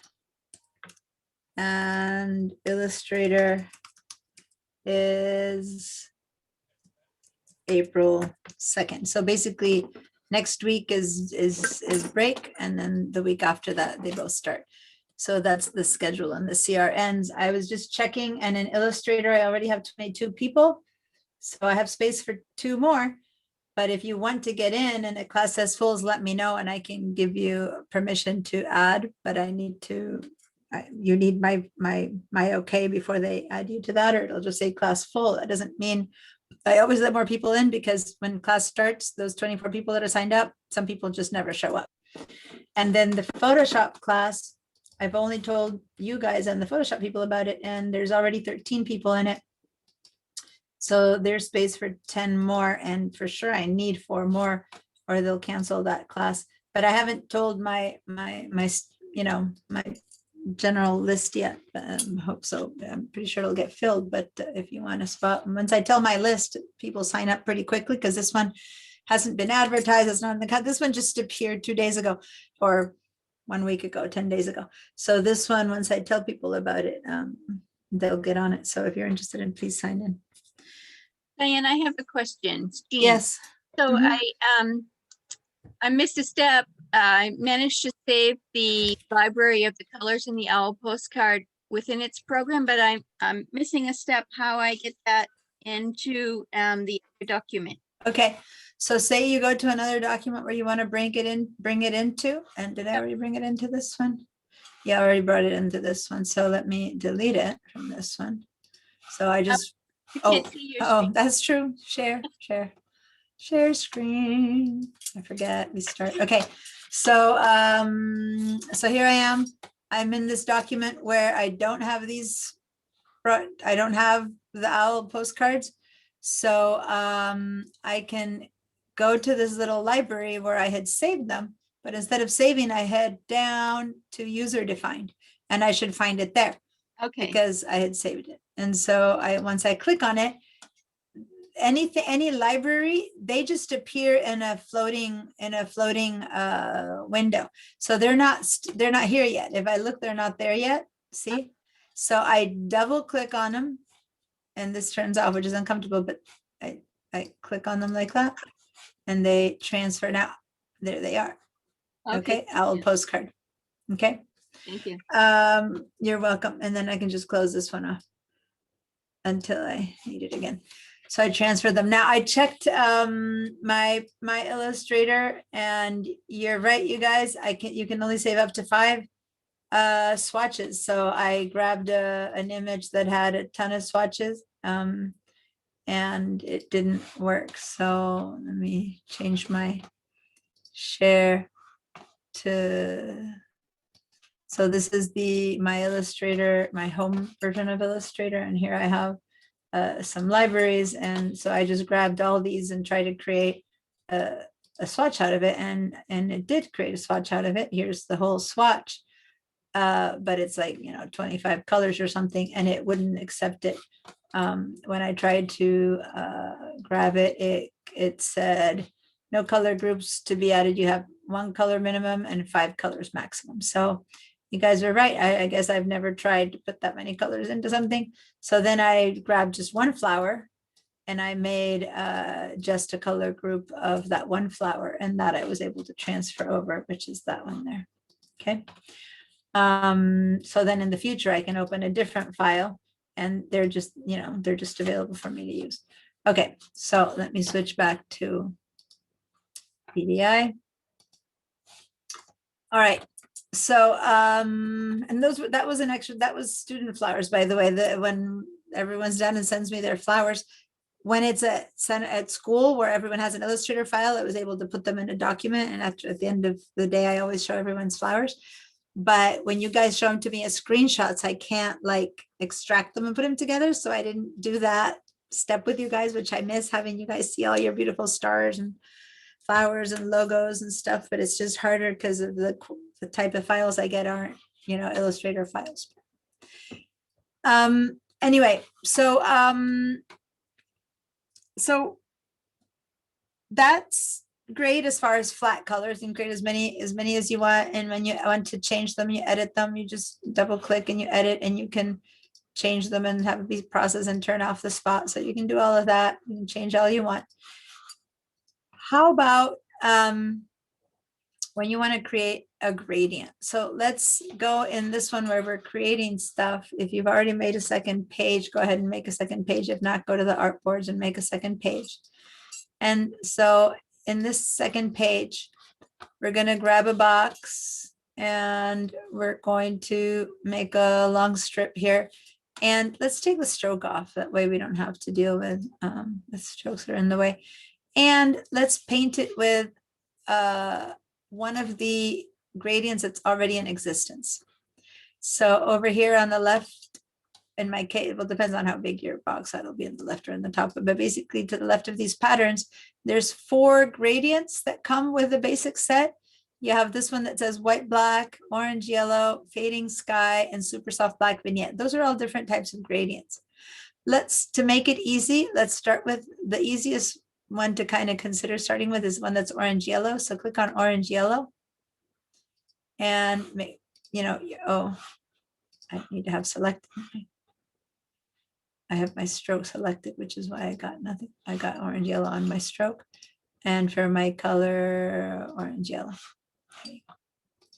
So does everyone have a box of some kind filled with the gradient orange, yellow? Yep. Just let me know if you don't. Perfect. Okay. So here's the gradient, and usually gradients that can be made out of one color or many different colors, and this would look like it's just yellow and red, but it goes for all these oranges. So let's try to take it apart and figure out a little bit more what colors are in there and how do you create your own. So I'm going to go over here so that you see the box easier. Let me move this down here. I'm going to click over here. Yeah, you'll see it that way better. Okay, so I'm clicking on this one here just because I have more space to move. Maybe I'll move the box over here. Let me see. I want you to be able to see the box. Okay, so here we go. So under, when you click on this little box that first says fill, at the very bottom, it says gradient options. You probably would have found the gradient options under this as well. But anyway, I like to find it this way, gradient options. And or the other place you'll find them, remember, if you have reset your classic essentials, then you have all these little icons there, and this one right there is your gradient options. Okay, this little box here has stroke, gradient, and transparency, and the middle one is gradient. But if you don't remember which icon it is, then from the color, and then it says gradient options. Okay, but then this is in the way, so you need to kind of click away to get rid of that, to get to the gradient options. Okay, so one way or another, we made it to gradient options, all right? If you still didn't get there, let me know. But now, I'm gonna make this a little bit bigger so it's easier to find. And when I click inside of this box, I discovered that this gradient is made out of actually 5 colors. It's each one of these little round circles there is one of the colors of my gradient. And Illustrator probably could have done a great job if I had just given it a yellow and a red, but whoever made this gradient decided to give it exactly the tones it wanted to go in between. So notice that each one of these has a different distance to them. And if I, here, let me move this back. I'm trying to figure out where you see the gradient better. There you see the gradient better, or if I move it bigger, then you see it on top and on the bottom. But notice that there's less of the red, goes straight into this deep orange, and then it has a long time with those colors there. That's defined by the distance between these dots. I can grab this dot and move it over to the left and then move this one over to the left. And if you look at your gradient and move this one over to the left, if you look at the gradient, it's becoming much more time of red than yellow. I can actually switch the proportions of things that way. I can also say that I want to get rid of these in between. I can just pull them out like that. I just drag it down and I've pulled it out and that color is gone. I could also click on this color and click on this little trash can and that color is gone. I like to just pull them out. So basically I've been slowly pulling things out until I'm left with just yellow through red, and the gradient hasn't changed that much, has it? It's kind of didn't make that much sense. What will make a lot of difference is this little diamond at the top. So notice that if I have, this isn't changing quickly. How interesting. Maybe it's a VDI thing again, because this should be changing. See over here how it's changing? That's what should be happening here. Is it happening for you guys? Or is it the whole VDI redraw? It's, Deanna, it's not happening for me, and I'm using the purchased, version. Huh. I don't think it's happening. Let me play with it some more, see what happens. Oh, okay. I don't know about you guys, but I was in stroke. I don't know why I ended up in stroke. Click over here and make it be our fill. Everything I was doing was applying to the stroke, which is so tiny. Let's take stroke away. How weird. You know how it said at the beginning, take stroke away, but I guess I hadn't taken stroke away. That's why we couldn't see it. So if the stroke is in front, click down here to have this switch and have it be the fill.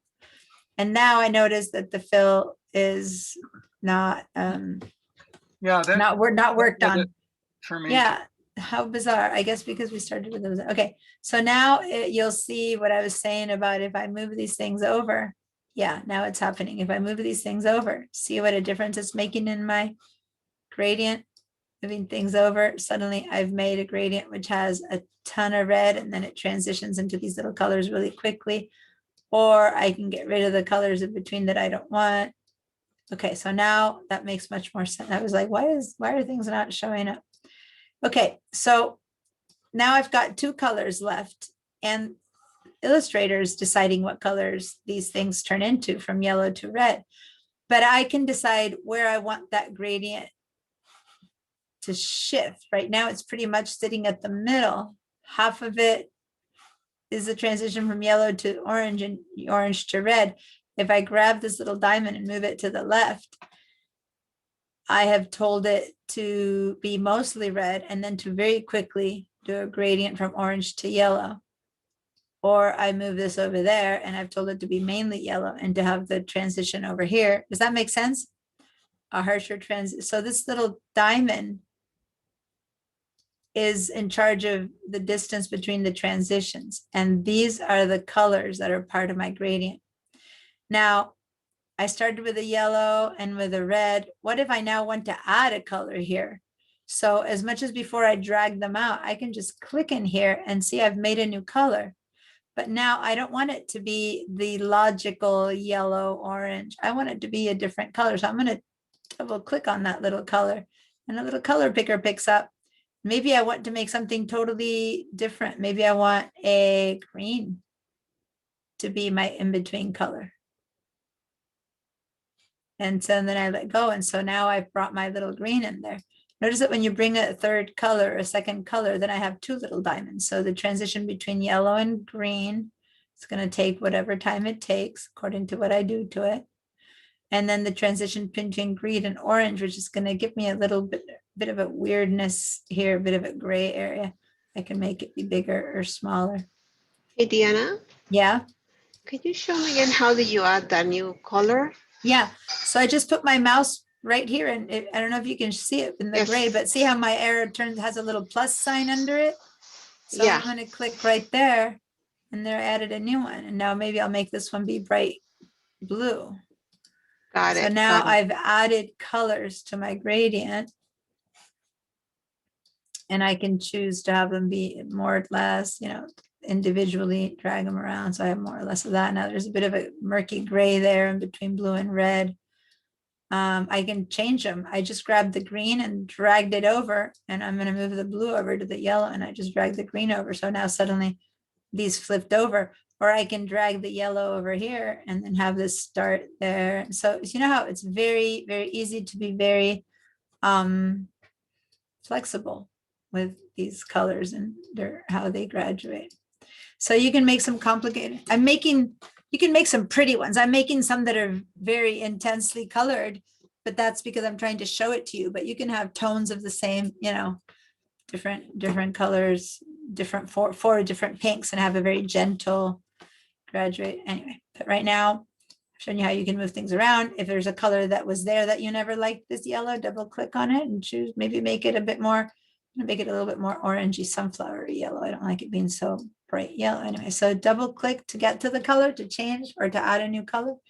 When you're tired of one of the colors, drag it out or select it and click the little trash can.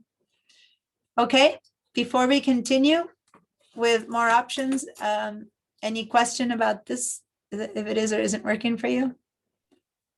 It's interesting how you can drag a color past another color and swap. Yeah. I was playing around with that. Yeah. It's cool.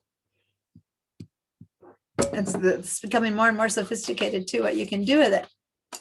So watch, I can choose that one of these colors is actually going into opacity. So I'm going to go ahead and first of all, let's not forget that this, if I now fill it with blue, I lose my entire gradient because I hadn't turned it into a swatch, remember? So I'm going to Control Command Z, okay, because I don't want to lose it. And first I need to turn it into a swatch. Let's not forget that. So how do we turn this into a swatch? Head over to the little arrow that's to the right of this box right there. Click on that. And right at the bottom, I can click on this little guy that says add to swatches. Click on that. And if I now go to my swatches, there we go. I've got my new little gradient. If I double click on it, I can call it, you know, whatever, blue, green, yellow, red, you know, blue, green, yellow, red, something like that. Or I can call it my gradient or gradient for butterfly background or whatever you want to call it, right? But if I hover over it, there's my, I guess I should learn how to type. Blue, green, yellow, yellow, red. Okay, so there's my blue, green, yellow, red. Okay, now I have it saved. So even if I change it, remember, it's not a big deal. So now taking this gradient that I have, I'm going to first set something up so that we can see what I'm talking about. Let's make another box and have them overlap. And I don't necessarily want it to be filled with that gradient, this box. I want it to be filled with a full color just so that you really see what's, so a color that's not in this scheme of things. How about a brown, you know, something that's truly not in this scheme of things. And I'm going to move it backwards. I want to have it be underneath. So I'm going to, you can do it with layers, or you can arrange, or you can right click and say, arrange, send backwards, send to back, just because I want this to be behind it. When it's just one thing like that, you don't need to go all the way to layers. You can just do right click, arrange, or click on object, arrange, send to back. So now we have my gradient over this new box that we created. Yeah. And this is a blah color. I just want a color that's not in my gradient because I'm going to show you some more stuff about this gradient. So let's head back into the gradients. And so I'm going to use this gradients tool. And let's go ahead and make one of these colors change its opacity. So I'm going to make my yellow tone.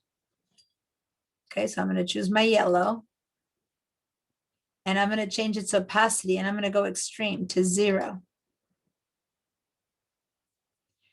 So it's so extreme because it went to 0 that it and I can make it affect it a little bit less. I can have less of the red and less of the green go to 0.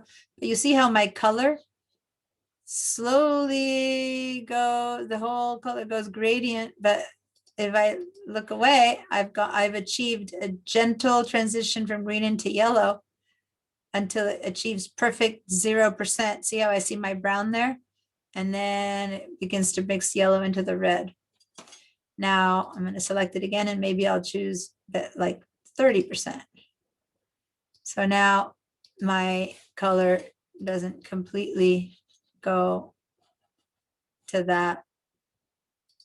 No, I missed it. I didn't change it. 30%. There we go. So now I never get the pure brown there, but the transition, clearly I'm getting a transparency there in and out. And here it's totally opaque. Here's totally opaque. And I can say, well, I'm going to move it to the middle, and I'm going to have just a little bit of transparency there, and move it to the middle. And I wasn't selecting my shape, and that's what I'm going to change. Okay, so maybe my blue is also going to go to transparent.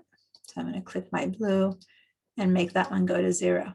So you can kind of move it in and out. So, you know, you don't have to go all the way to 0, but this is to show you how a gradient really goes to nothing. And that shows me then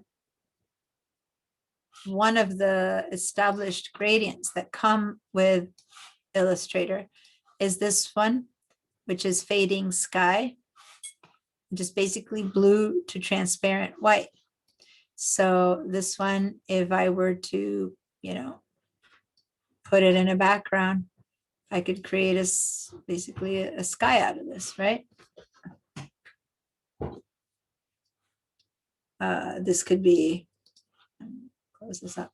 This could be the sky to the dirt that's here, and here I have some trees or something like that. You know what I mean? Some things. So that's one of the gradients that comes. The other gradient that comes with Illustrator is black to white, but this is not black to 0. This is black to white. See how this is truly white? It's one of the colors is white, as opposed to the fading one, which is black. That was fading sky. So these are the ones that already come. There's the black to white, there's the orange, there's the blue to transparent, and then there's this last one, which is like a vignette that it's, you know, from black to transparent, but with a circle in the middle. So let me show you how to change the position. So let's go back to the one that we've been working on, that we've created, which is this one. I'm going to go ahead and change the opacity back to 100%, just so that my example now has more oomph to it.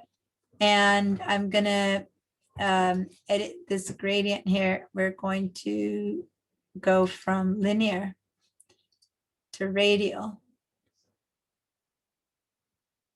Linear to radial. And this one I'll show you guys in a minute, the freeform gradient. So don't, it's not the thing right now, so don't go there. But linear to radial. Now, when I'm in linear, yeah, let me click away. I got the tool, I got the gradient tool because I went to that one, but we don't want to go there yet. I'm going to just show you these things. When I click on linear, I could decide to change the angle. I can go to 180 degrees. So it's flipped from right to left. I could go 90 degrees. So now it's top to bottom instead of left to right. I could have it be diagonal. I'm not liking how intensely my yellow switches to red. So the yellow is very strong. Give it less power anyway. So there we go. So you can change the angle of your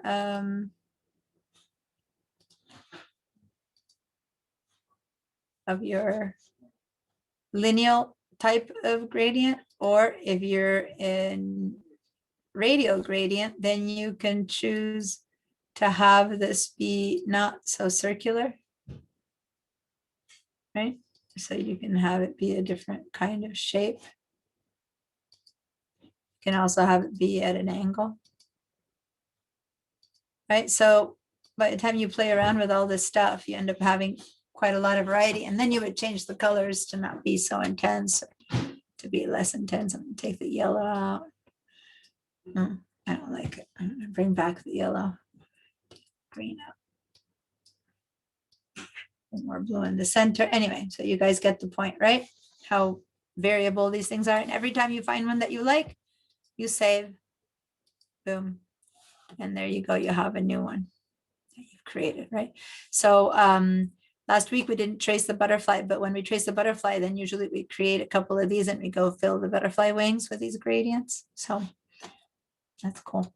But remember to save them each time you change it. If you want to keep it, you have to save it or you'll lose that original one. Okay. The last one I'm going to show you as far as gradients are concerned. So did y'all save at least one more gradient? Create one more gradient, make another version of your gradient and then save it. I'm going to make this one be a diagonal. And instead of blue, I'm going to have this be a purple, pink, pink.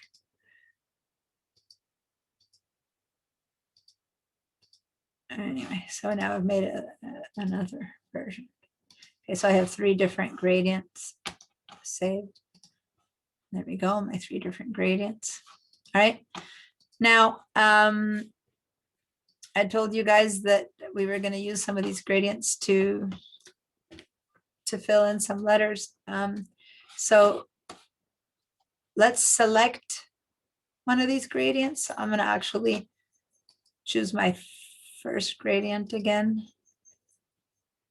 Oh, I ended up having this one be in a different angle. Just to make it easier, I'm going to go to 0 angle.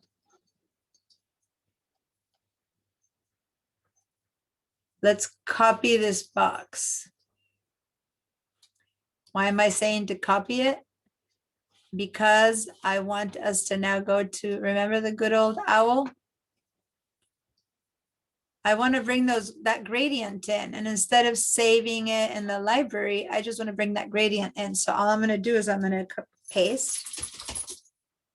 Notice that the gradient came in, and then I can get rid of it. But I brought the gradient in. Okay.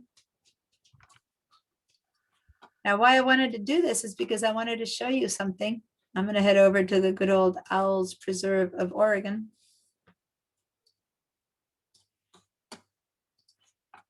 Let's go ahead and I had deleted what I wrote. So let me write Owl Preserve of Santa Barbara. And I'm going to select that text and I'm going to make it bigger, maybe not so much bigger, but what I'm going to make it is I'm going to make it a font that's fatter. So let me go to a big old fat font, like that one's pretty similar to the one that's up there. Yeah. So now I have, doesn't matter what font you guys choose, I just want it to be a font that has some chance to be filled. Okay, so watch. I know that I brought the gradient in and I have text and I have shapes that look like text. If I go to text and I try to fill it with that gradient, and nothing's happening. Text cannot be filled with gradients. See that?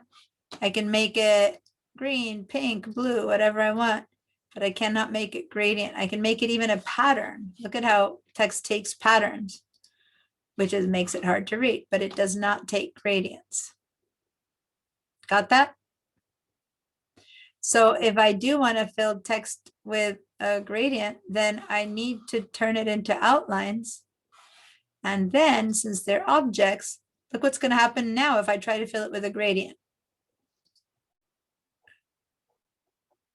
It's kind of weird, but it filled each individual letter with the gradient, didn't it?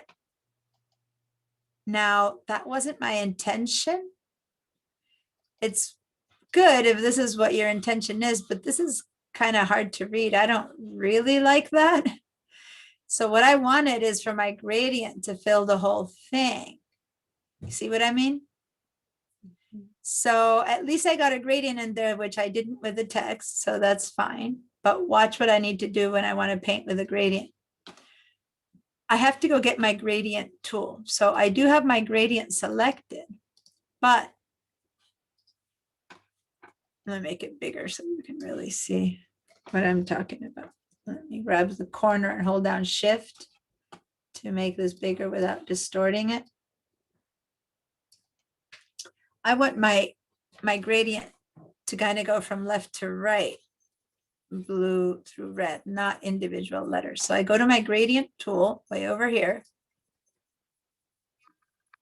This gradient tool, I click on that. And now I've got lots of little lines. You'll understand what these are once you see the tool, but I click on this gradient tool and I'm going to click from here to there and I'm letting go. And now I have filled the entire object because it's grouped. Remember when you were saying at the beginning, oh, so the first thing you do is ungroup. I'm like, oh, wait, I don't know that I would ungroup that. Because you're selecting all these together, my gradient tool allows me to click and drag through. Or I could click down at the bottom and drag up. And now it goes from top to bottom. Or click from the top and drag down. Or from the corner. Right? So I'm treating it as a shape. And this gradient tool is deciding where it lands. If I have text and try to put in a gradient tool in there, it just ignores me. The gradient tool and text aren't compatible. So you cannot put gradients into text unless you turn them into something. Now, if I choose only one, you know, like one shape,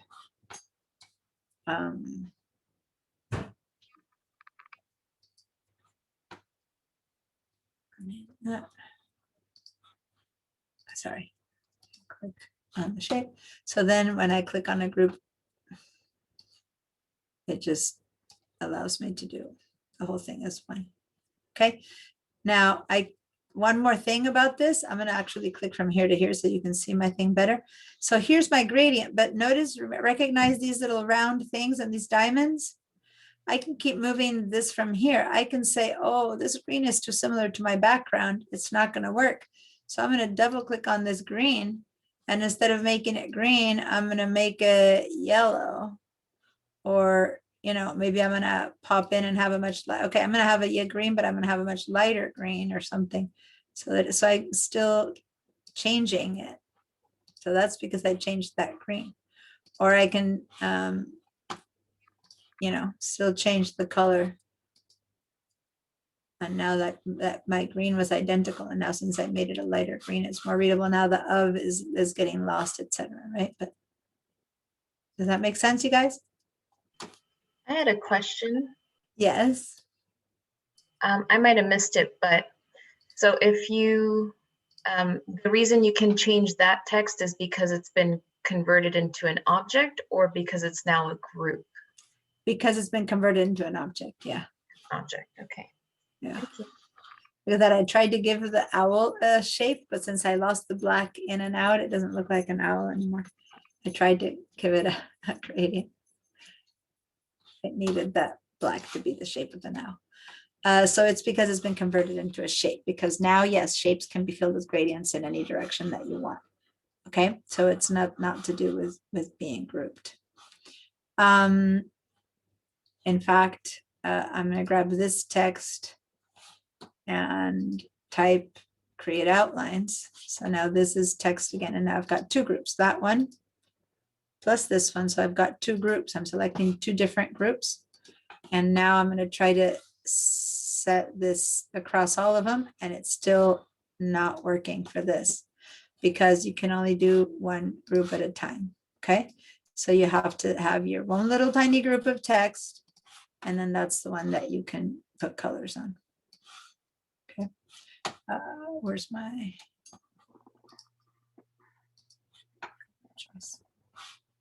gradient? And there I go.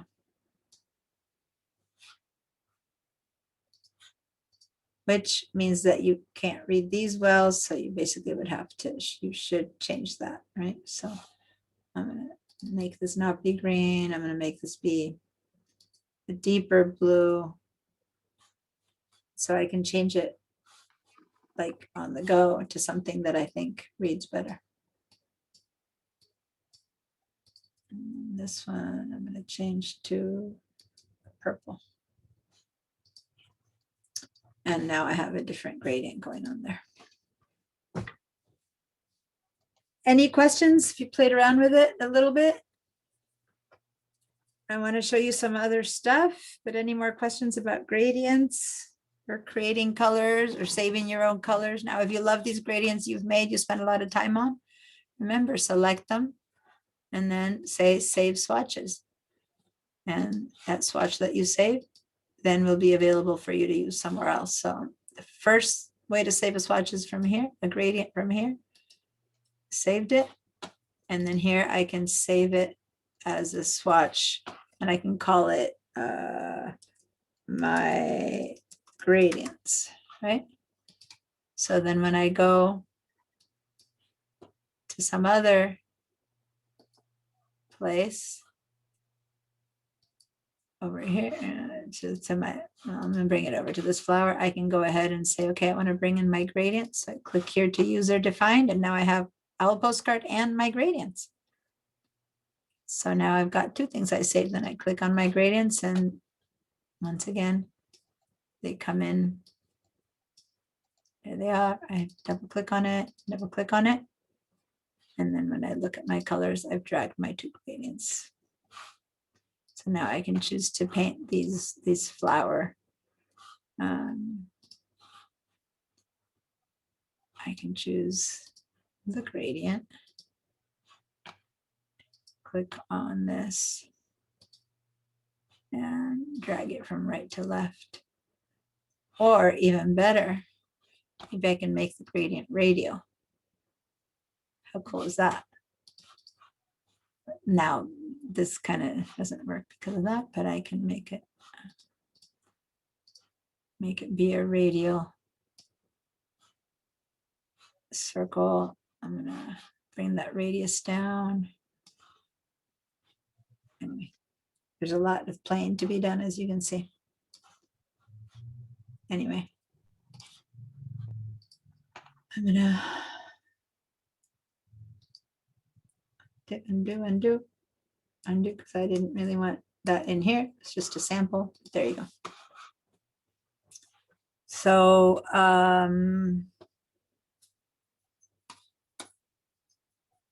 let's head over to the recolor lions because I want to show you a whole different thing. Okay. Are y'all with me? Any questions before I continue? It's so cool, Lynthia, how now you're able to follow through ever since you got your setup fixed. What a difference when technology works, right? Oh, I'm good. Ali is saying, yay, this is great. I'm happy to hear good feedback or bad feedback, or why are you bothering to teach us this? Or wow, that's awesome. I like hearing some kind of sound from the other side, from the other world of the boards. I can kind of tell when people's faces are like, okay, oh, but when I don't see faces, then sounds do well, or chats do well, like Ollie wrote in the chat. Okay, everyone ready? Are you all in your lions? Don't forget to go and everything you've been doing, save your files, okay? So that you later, if something happens, it's all saved. Okay. Recolor lions. All right. So imagine if you wanted to recolor this whole thing right now, the only option would be to click on something, choose a color, give it a new color, click on, it's a kind of crazy. If you wanted to actually color everything, differently, like you want all of this to be rose pastel-y tones or the whole thing to be earth tone browns and oranges, it would take forever, wouldn't it? So I chose this art because color is the main thing about this art, but you can use this to any art, right? And it happened to be one of the ones, the most colorful ones that we had. First of all, you might remember that most of these layers are locked. And if you don't remember that, we first need to unlock layers. So let's go to the layers right here. Okay, if you don't remember where they are, the bottom layers, and let's turn these little locks off because we want everything to be fair game here. We want the faces, the mains, and the backgrounds. We're going to recolor everything. Okay, so you saw what I did. There were little locks here on 2 of the layers because that's when we were just working on the mains, but now I want us to turn everything off. And if you have the one that you already made funny mains and some cool mains, you can do that. Use that one, but I want to recolor this whole thing. And I want to choose a whole color scheme that I want to apply to this. I don't want to just do it individually. So there's a couple different ways to do it. First of all, everything has to be selected. There's nothing happens in the world without selecting. And you have so much stuff going on. The easiest thing is to select all, either with a Control A or Command A, which selects everything, or you have to put your mouse way over here and just kind of grab the entire thing. And now everything is selected.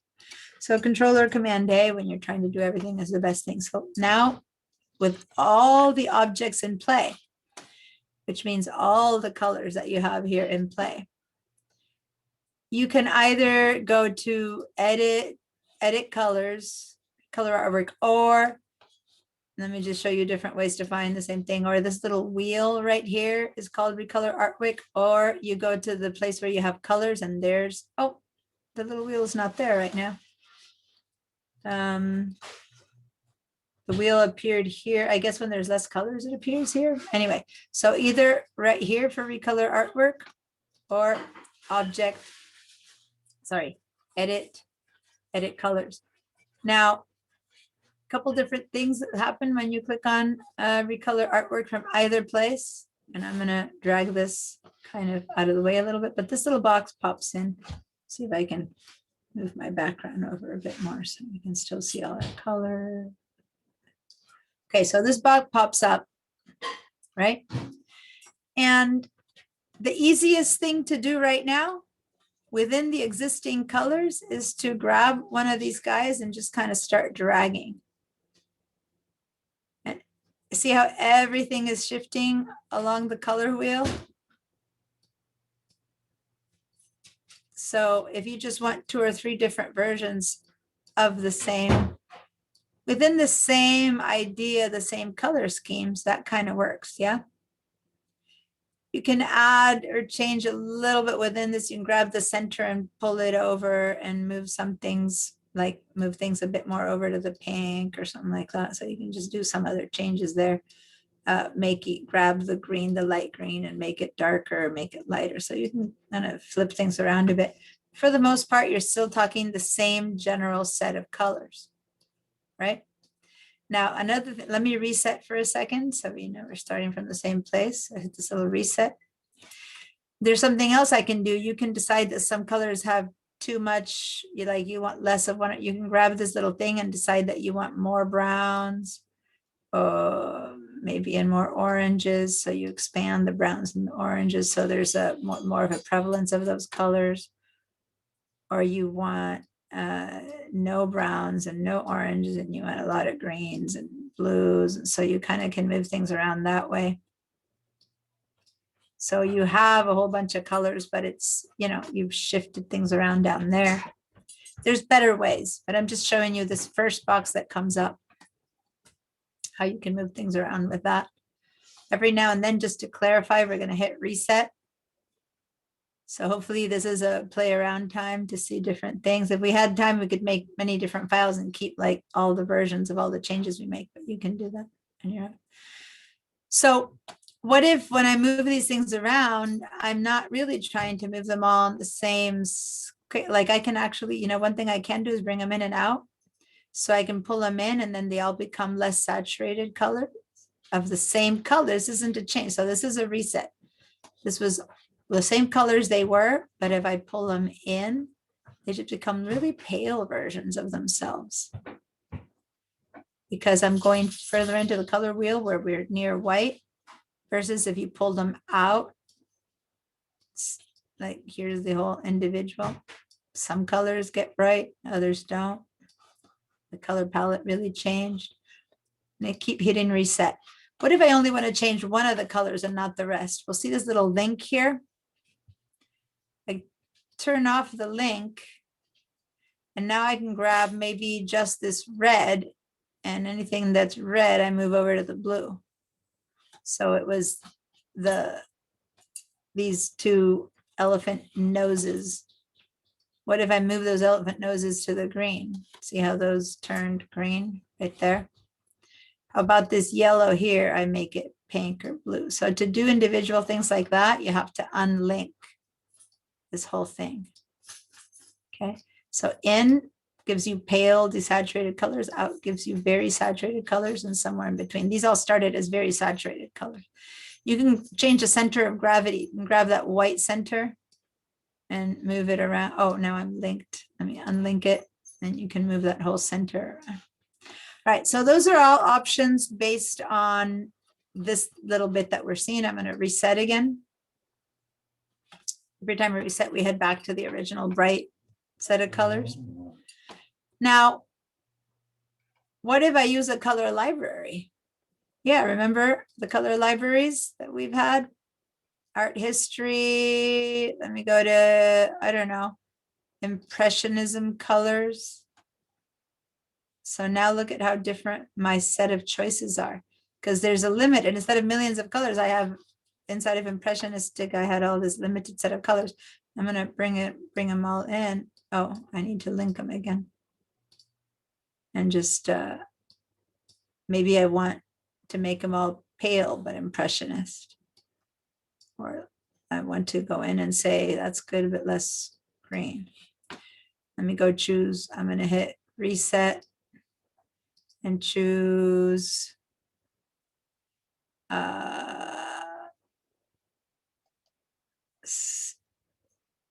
kids metal colors. I don't know, metal colors. Here, the metal colors are coming in. What if I want metal colors, but I don't want that yellow to be so bright? So then I choose the yellow and I bring my yellows into the browns. Okay, so you get the message, right? You're changing everything. You're flipping everything into something totally different all at once. Now, this is not even the advanced options. This is the basic options, which is pretty amazing, right? Let me hit reset and show you a few of the other options. First of all, Excuse me, yes. Anna, you see Yes. how you're moving that little box around This on one? your, yeah, exactly. Yeah, When and I put my open- mouse right here, right at the very top. You see Okay. a set of little lines. That's where you move it. I can't even get into it that much. When I have the lines all open and then I go to the circle tool on the menu bar, it opens so large, it refuses to move. All I'm getting is, I'm barely getting into the color. Yeah, I see what you mean. I've seen some of you guys when you share, you have your, the resolution of your screen is so big that the boxes explode out of it. And I remember when you shared your screen, all your windows were very big. You can only do that by changing the resolution of your screen, which is like, if you're on a Windows or on a Mac, you have to go to your display and change your resolution so things show up smaller. All That's right. not part of Illustrator. That's your screen resolution. Maybe you have it really big so that some people do that so that they don't have to wear glasses to see their computer. I've known, maybe it just happened that you have it that way. So look into how to change your, do a Google search or whatever if you're a Mac or PC and change your screen resolution. And then that'll help you because then everything looks smaller. See how I have so much space here under my tools? That's because my screen resolution is Okay. letting me see more versus you probably seeing a few of your tools. You know what I mean? Mhm. So the same thing is happening here, and that's not something I can help you fix right now because of the time that's left. I can Thanks for letting help me you know. after class, but yeah, do your best or watch this, and then after you change your resolution, go to the video and play with this a little bit again. I want to do a little bit. I want to do a few more things other than this color picker though. I want to show you color blending before we're done today. So yeah, that's a question. Can you, yes, can you show again how, I think I saw how you make the colors all fade, or like, I think in the circle you made them Yeah. all of them go at the inside at the same time. How do you do that? Yeah, go ahead and reset everything. See, most of the colors are very saturated right now. They're on the outside. If you look here, this green gets less and less saturated. So if you grab one of these and pull it in, that color kind of becomes smaller. So if you grab this big one, kind of commands them all, this big circle, the big one. and you grab that one, and then everything kind of comes in. Yes, got it. Thank you for Thank you. asking that. I trying to show a lot. And then, so here you command the whole thing. And then here you command individual colors. Okay. Now, I just want to show you something quickly. I'll let you play it with yourselves with photos that you have. We don't have many photos here. I'm going to say file place. You can also use, I went and I have some photos for those of you in the Photoshop class. Maybe you can do this, but just watch otherwise, because there's something else I want to teach you. But so just watch this piece and practice it on your own. I'm going to bring in a photo that has other colors. So I think I had one that had, God, I had found it over break that had some bright colors.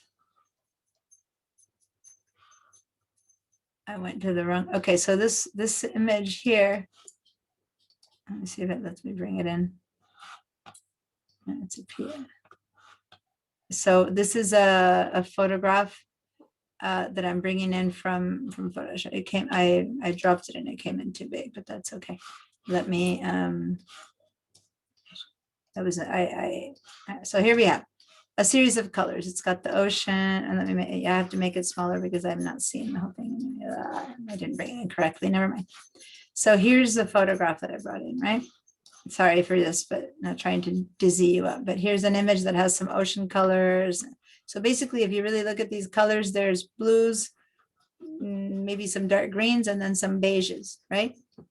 So what I can do is I can go over here again and select my color thicker, and I can choose a color theme. So I'm going to click this color theme picker,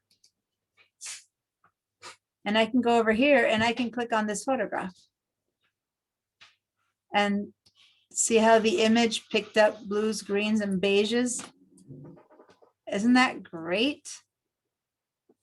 Yeah. So I just brought this photo because it has some very specific colors. Sometimes when you bring a photo with a ton of colors, then it changes to a lot of colors and it's harder for you to see. This has really only 2 types of things. But in your libraries, if you have libraries running and you've saved libraries, you can drag in themes from another file, like you brought in colors from another file and then pick up as a theme. And then here you go, okay, I like that, but it's too blue. I want maybe more beiges. So you can also expand the browns, and give it more browns or stuff like that. We did, first time or something like that. But who would have thought, look at how different this looks now versus before it was just all changing within it. But I'm just using a set of colors or a set of samples that I really like. Anyway, so I just want you guys to know that you can keep playing around like crazy with this, and then keep moving this around the whole scheme of just a few tones and things like that. Okay, I just wanted to show you that, how cool that is. You can bring other stuff. And then the last thing I'm going to show you really quickly, reset the advanced options. I don't have time to teach you the advanced options, but I want to show you this because there's just much more you can do. With this, you can also go in and choose like, again, the whole monochromatic. You want to just change everything to, high chondra, maybe choose that choice and everything switches to that set of choices. So play with this. LinkedIn Learning has a lot of color. If you come into the other Illustrator class, I can spend some time starting with color and advance a little bit more on this because this is so powerful. But anyway, I wanted to show you that there's more to that. Yeah, cool, isn't it? Ollie just writes me, but just to me instead of to everyone, so you don't see it, but she's going cool. And yeah, that's the effect. So now I've kind of undone all my work and I'm back to 0. So you can change a few colors, you can change all of them, you can do whatever you want, but that gives you incredible amounts of power. Maybe I'll leave one change here in my save and click away, and then I'm done. Save this one. I just wanted to show you guys one more thing. Looking at 7:50, 5 more minutes, but give me a few more minutes. I'm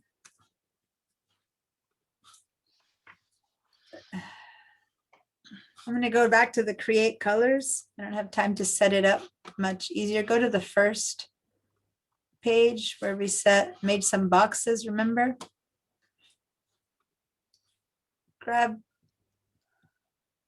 No, that's it. Grab these 3. That's okay. Grab it, copy them, and then move them over, make a new page. That way we don't have to be creating, make a new artboard, and then paste. So basically just bring in some, or maybe it's easier to make our new ones. It doesn't matter. So in fact, you know what, to show you what I want to show you, it might be easier to make some new ones. I'm not going to get rid of 2 of these. I apologize. You make a new page on the lions, make a new page somewhere and just make a box. Let's choose 2 very different colors. Let's not use global for now. Let's choose 2 basic colors that are very different. So I'm going to go with orange. And just to make things quick, I'm going to make a different shape. I'm going to make a circle over here. And orange to green. I don't know how good this combination will be, but that's okay. 2 very different colors and 2 very different shapes. Yeah. So, and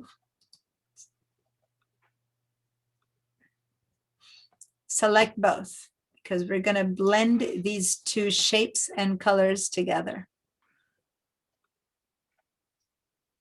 So maybe you have cooler colors that you've made, you know, you can't do this with gradients, so but you have to have solid colors. Okay, but you can have one of them be transparent though. But anyway, let's just go with 2 solid colors, 2 different shapes. And we're going to blend them, which you can do with a right click, or you can also do with object, blend, make, or you can right click. Can you right click? I thought that the blend would be available. I guess the blend is not available. So then it's object blend. Okay. Blend, make. And the default choice is that you're blending. I gave you 2 different shapes, both color and shape. Pretty amazing, isn't it? Now this is still 2 shapes. It's the first one and it's the second one. So you can just like say, enter isolation mode, select only the second one and move it over. And then things change, or turn it into an oval. So it's an active kind of thing, right? And then maybe this can become a rectangle or something. Okay. So it's still 2 shapes, 1 at each end, and the rest is a blend that Illustrator's creating. Now I did both color and shape in one, right? So because I was trying to, because of the time. But anyway, so this is just to show you, it's not a gradient though. Even though if I flip these to the end, it looks like a gradient, but it's not the same thing because you can't fill anything with this. It's just 2 different shapes. Okay, so let me just show you some other cool things about this. So this blend here happened in whatever shape it happened because of the initial positions of things, you know, that we had. But I can make it less smooth. Like if you go to the object blend options. Oh, by the way, I forgot there's a blend tool. That's pretty new. That's a blend tool. We could have done it with a tool. That's where it was. So this is a blend tool. If you double click, then you also get the blend options on the blend tool. And the request, the default set, the default blend that already happened is smooth. That's the first one we started with. But when you change this, you could have it be specified steps. So instead of 125 steps, what if I tell it 12 steps? And I say, okay. So there's only 12 steps in between. Or how about we tell it 4 steps? So this is the 2 originals, and this is 1, 2, 3, 4 steps, and you see the shape changing. I'm gonna double click again, this shape, and maybe we have it aligned differently. I'm gonna align to a path. Well, we don't have a path, so we can't align it to a path. So I can't really do the align to path right now because of how we set the setup. But anyway, pretty amazing, right? So I just wanted to say that this is typically used. I use this typically, for example, to create blended skies. For one example I had, I don't have the time to do that, but you can make a sun in a sky. You can make a round circle, a yellow circle in the sky. And it just looks like a round circle. But if you have it blend with the sky, then you have like this sky that slowly oozes, the yellow oozes into the sky, you know? So without having textures and stuff like that in Illustrator, you can create different gradients like that. So when you select this thing, this is the blend tool, that little thingy that I'm going to double click and change that again to, you know, more steps. The more steps, the harder it is for the computer to render it, right? So, but the cleaner the gradient, if I say 25 steps, which is much more than before, then, but if this, you know, you have a gradient that goes. All right, so I just wanted to show you this, knowing that you can play with it. And then if you have questions about it, if you meet me again in another class, I can spend more time with it, but that's the blend options. Go ahead and save.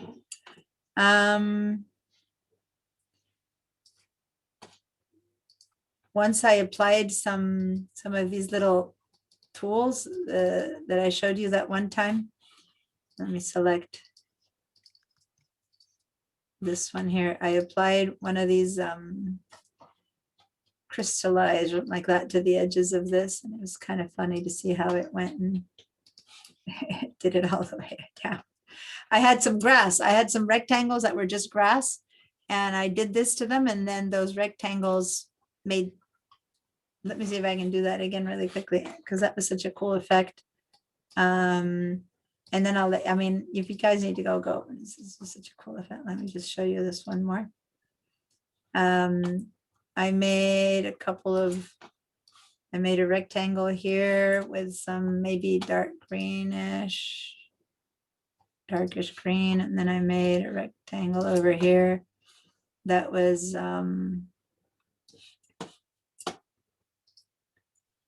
lighter green. And then they were actually thinner. I don't remember. And then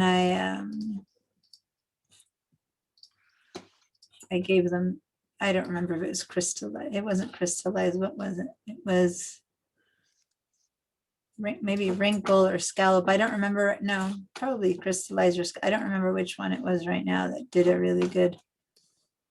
I think maybe it was this one that made it look a little bit like, I'm not too sure because this happened a while ago. But, and then I did a blend. So now I'm going to do it with a tool connecting both. So I got the blend to happen. And I gave it, I don't remember how many I'd have to test out, but let me try 15. No, that's still too many. How many steps? Let me see, 5 steps. Well, it's not too obvious, but the colors aren't too different, but I made it look, it was great because I got all this great little amount of blend is happening backwards. Maybe. And I'm gonna give this one a better color because the difference, it's not too obvious. Give it a light green. Anyway, so you can see what I mean about it was when the effects were random and it did a pretty good effect. I'm just kind of quickly trying to show it to you without it being a good wrinkle effect, but it really looked like grass. I probably have it in one of my other samples. So anyway, play around with these things because that's what it's all about. I'm going to save, escape. And now I'm all yours for questions. Class has officially been over for 5 minutes. So it's not my intention to keep you over. So don't be offended that you feel like you need to stay. On the other hand, maybe I teach how I teach. I hate it when teachers say, okay, class is over half an hour early. And I'm like, wait a minute, I want to learn more. So that's kind of me. But other people are like, oh, you made me stay late. So I never make anyone stay past the time. I'm just trying to show you more tidbits. All right. Try changing the setting tools for display on VDI. Yeah, you can. If you, Jean, if you're on VDI, it's not about VDI desktop. You would have to go and do it on your computer's desktop, and then that would change your VDI as well. Okay. Yeah. When I hit color, there's just so many different. I did change them on my own significantly, and it made no difference. That's why I tried Oh, the VDI. really? Yeah, just so you know. Huh. I can't So see you half change the it screen. on your screen, I but in your changed it on screen, my own desktop. and did things substantially. become much smaller on your own desktop? It worked Yeah. for your Yeah, desktop? they became smaller on my desktop, but VDI, I went into the settings. It wouldn't allow me to. Huh.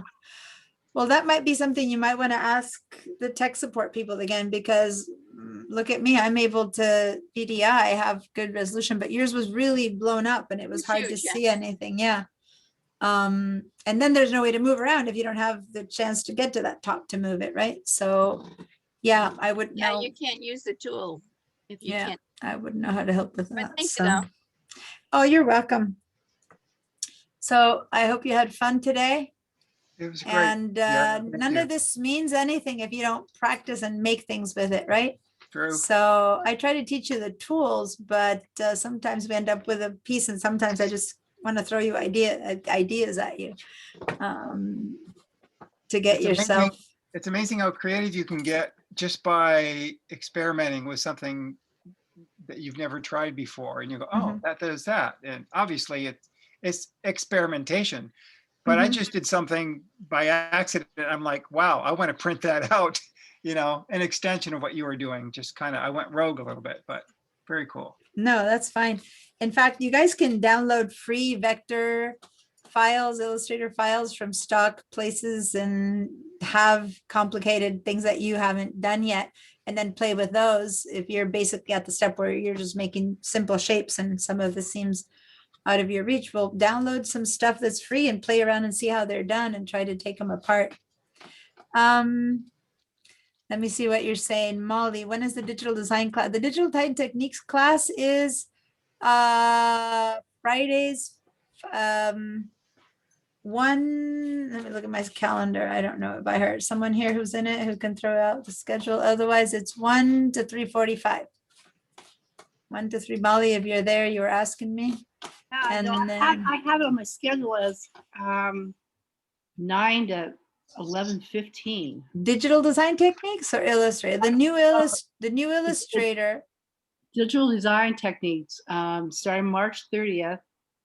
Yep. 9 No, to digital design techniques started 2 or 3 weeks ago already. 2 weeks ago. This Friday will be the 3rd class, and that one is from my 1 to 3:45.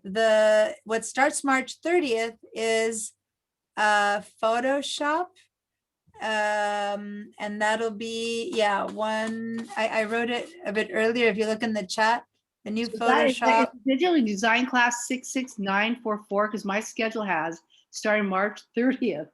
from 9 to 11:15. They must have changed it. I didn't know. 6. No, that one never changed. The digital sign techniques stayed the way it is forever. And oh no, you're talking Say's digital design techniques. Yeah, this is mine that started already. Say, okay, a different teacher is teaching March on Tuesday. Yeah, a morning one starting on Tuesday. I forgot that she's starting one. So next week after spring break, I start one on Friday mornings and she starts one Tuesday mornings. Yeah. Okay. So that's a lot of Illustrator. And I started an Illustrator, sorry, and she teaches one starting digital techniques in the morning. So that's yours. Gotcha. Mine is this one. These 3 that I just put in there. Okay. Thank you. You see other people writing. Ali. Oh, thank you. You go above and beyond here. Thank you, Ali. Don't change. I won't. What else? I think I've answered everything that's a question. All right. I've answered questions. So is any verbal question? Gustavo, what happened to you and your computer? Did you get it set up? Are you able to follow through with your stuff? No, I find I was checking with my lawyer because I had some benefits right now, and I was waiting for the new computer, but finally I get it the check and I'm going to buy it next week. So Next I'll be week, ready. okay. Yeah. Finally, it's a long process. No, that's finally. fine, because he was asking me about what options and computers to buy and stuff like that. So, okay, I'm glad. So maybe next time you join us, you'll have the chance to do the work during class instead of always afterwards. Yeah, I'm going to practice next week with Illustrator too. Okay, Thank you, Diana. cool. See you later. Bye, Diana. So nice to have met you all, and I hope to see you again. I'll be emailing you in the future. Whenever I have classes, I'll send you an email before classes start with my list. It's not too intrusive. I just send 1 or 2 emails, but just so you have an idea what's going on. Okay. Okay. All right. Thank you. Bye. Diana. Thank you, Diana. Bye, everyone. Diana. Bye. Patricia, Diana. Bye, Jean. Bye, Lithia. Bye, Bye. Peggy. Thank you. Take care. I still owe you some work. Yeah, send me anything you have. Everyone knows that. Just I will. Yes. I don't need to grade tonight. I do give attendance tonight, but I won't be grading until the weekend. So all right. Perfect. Thank you. Bye. Bye.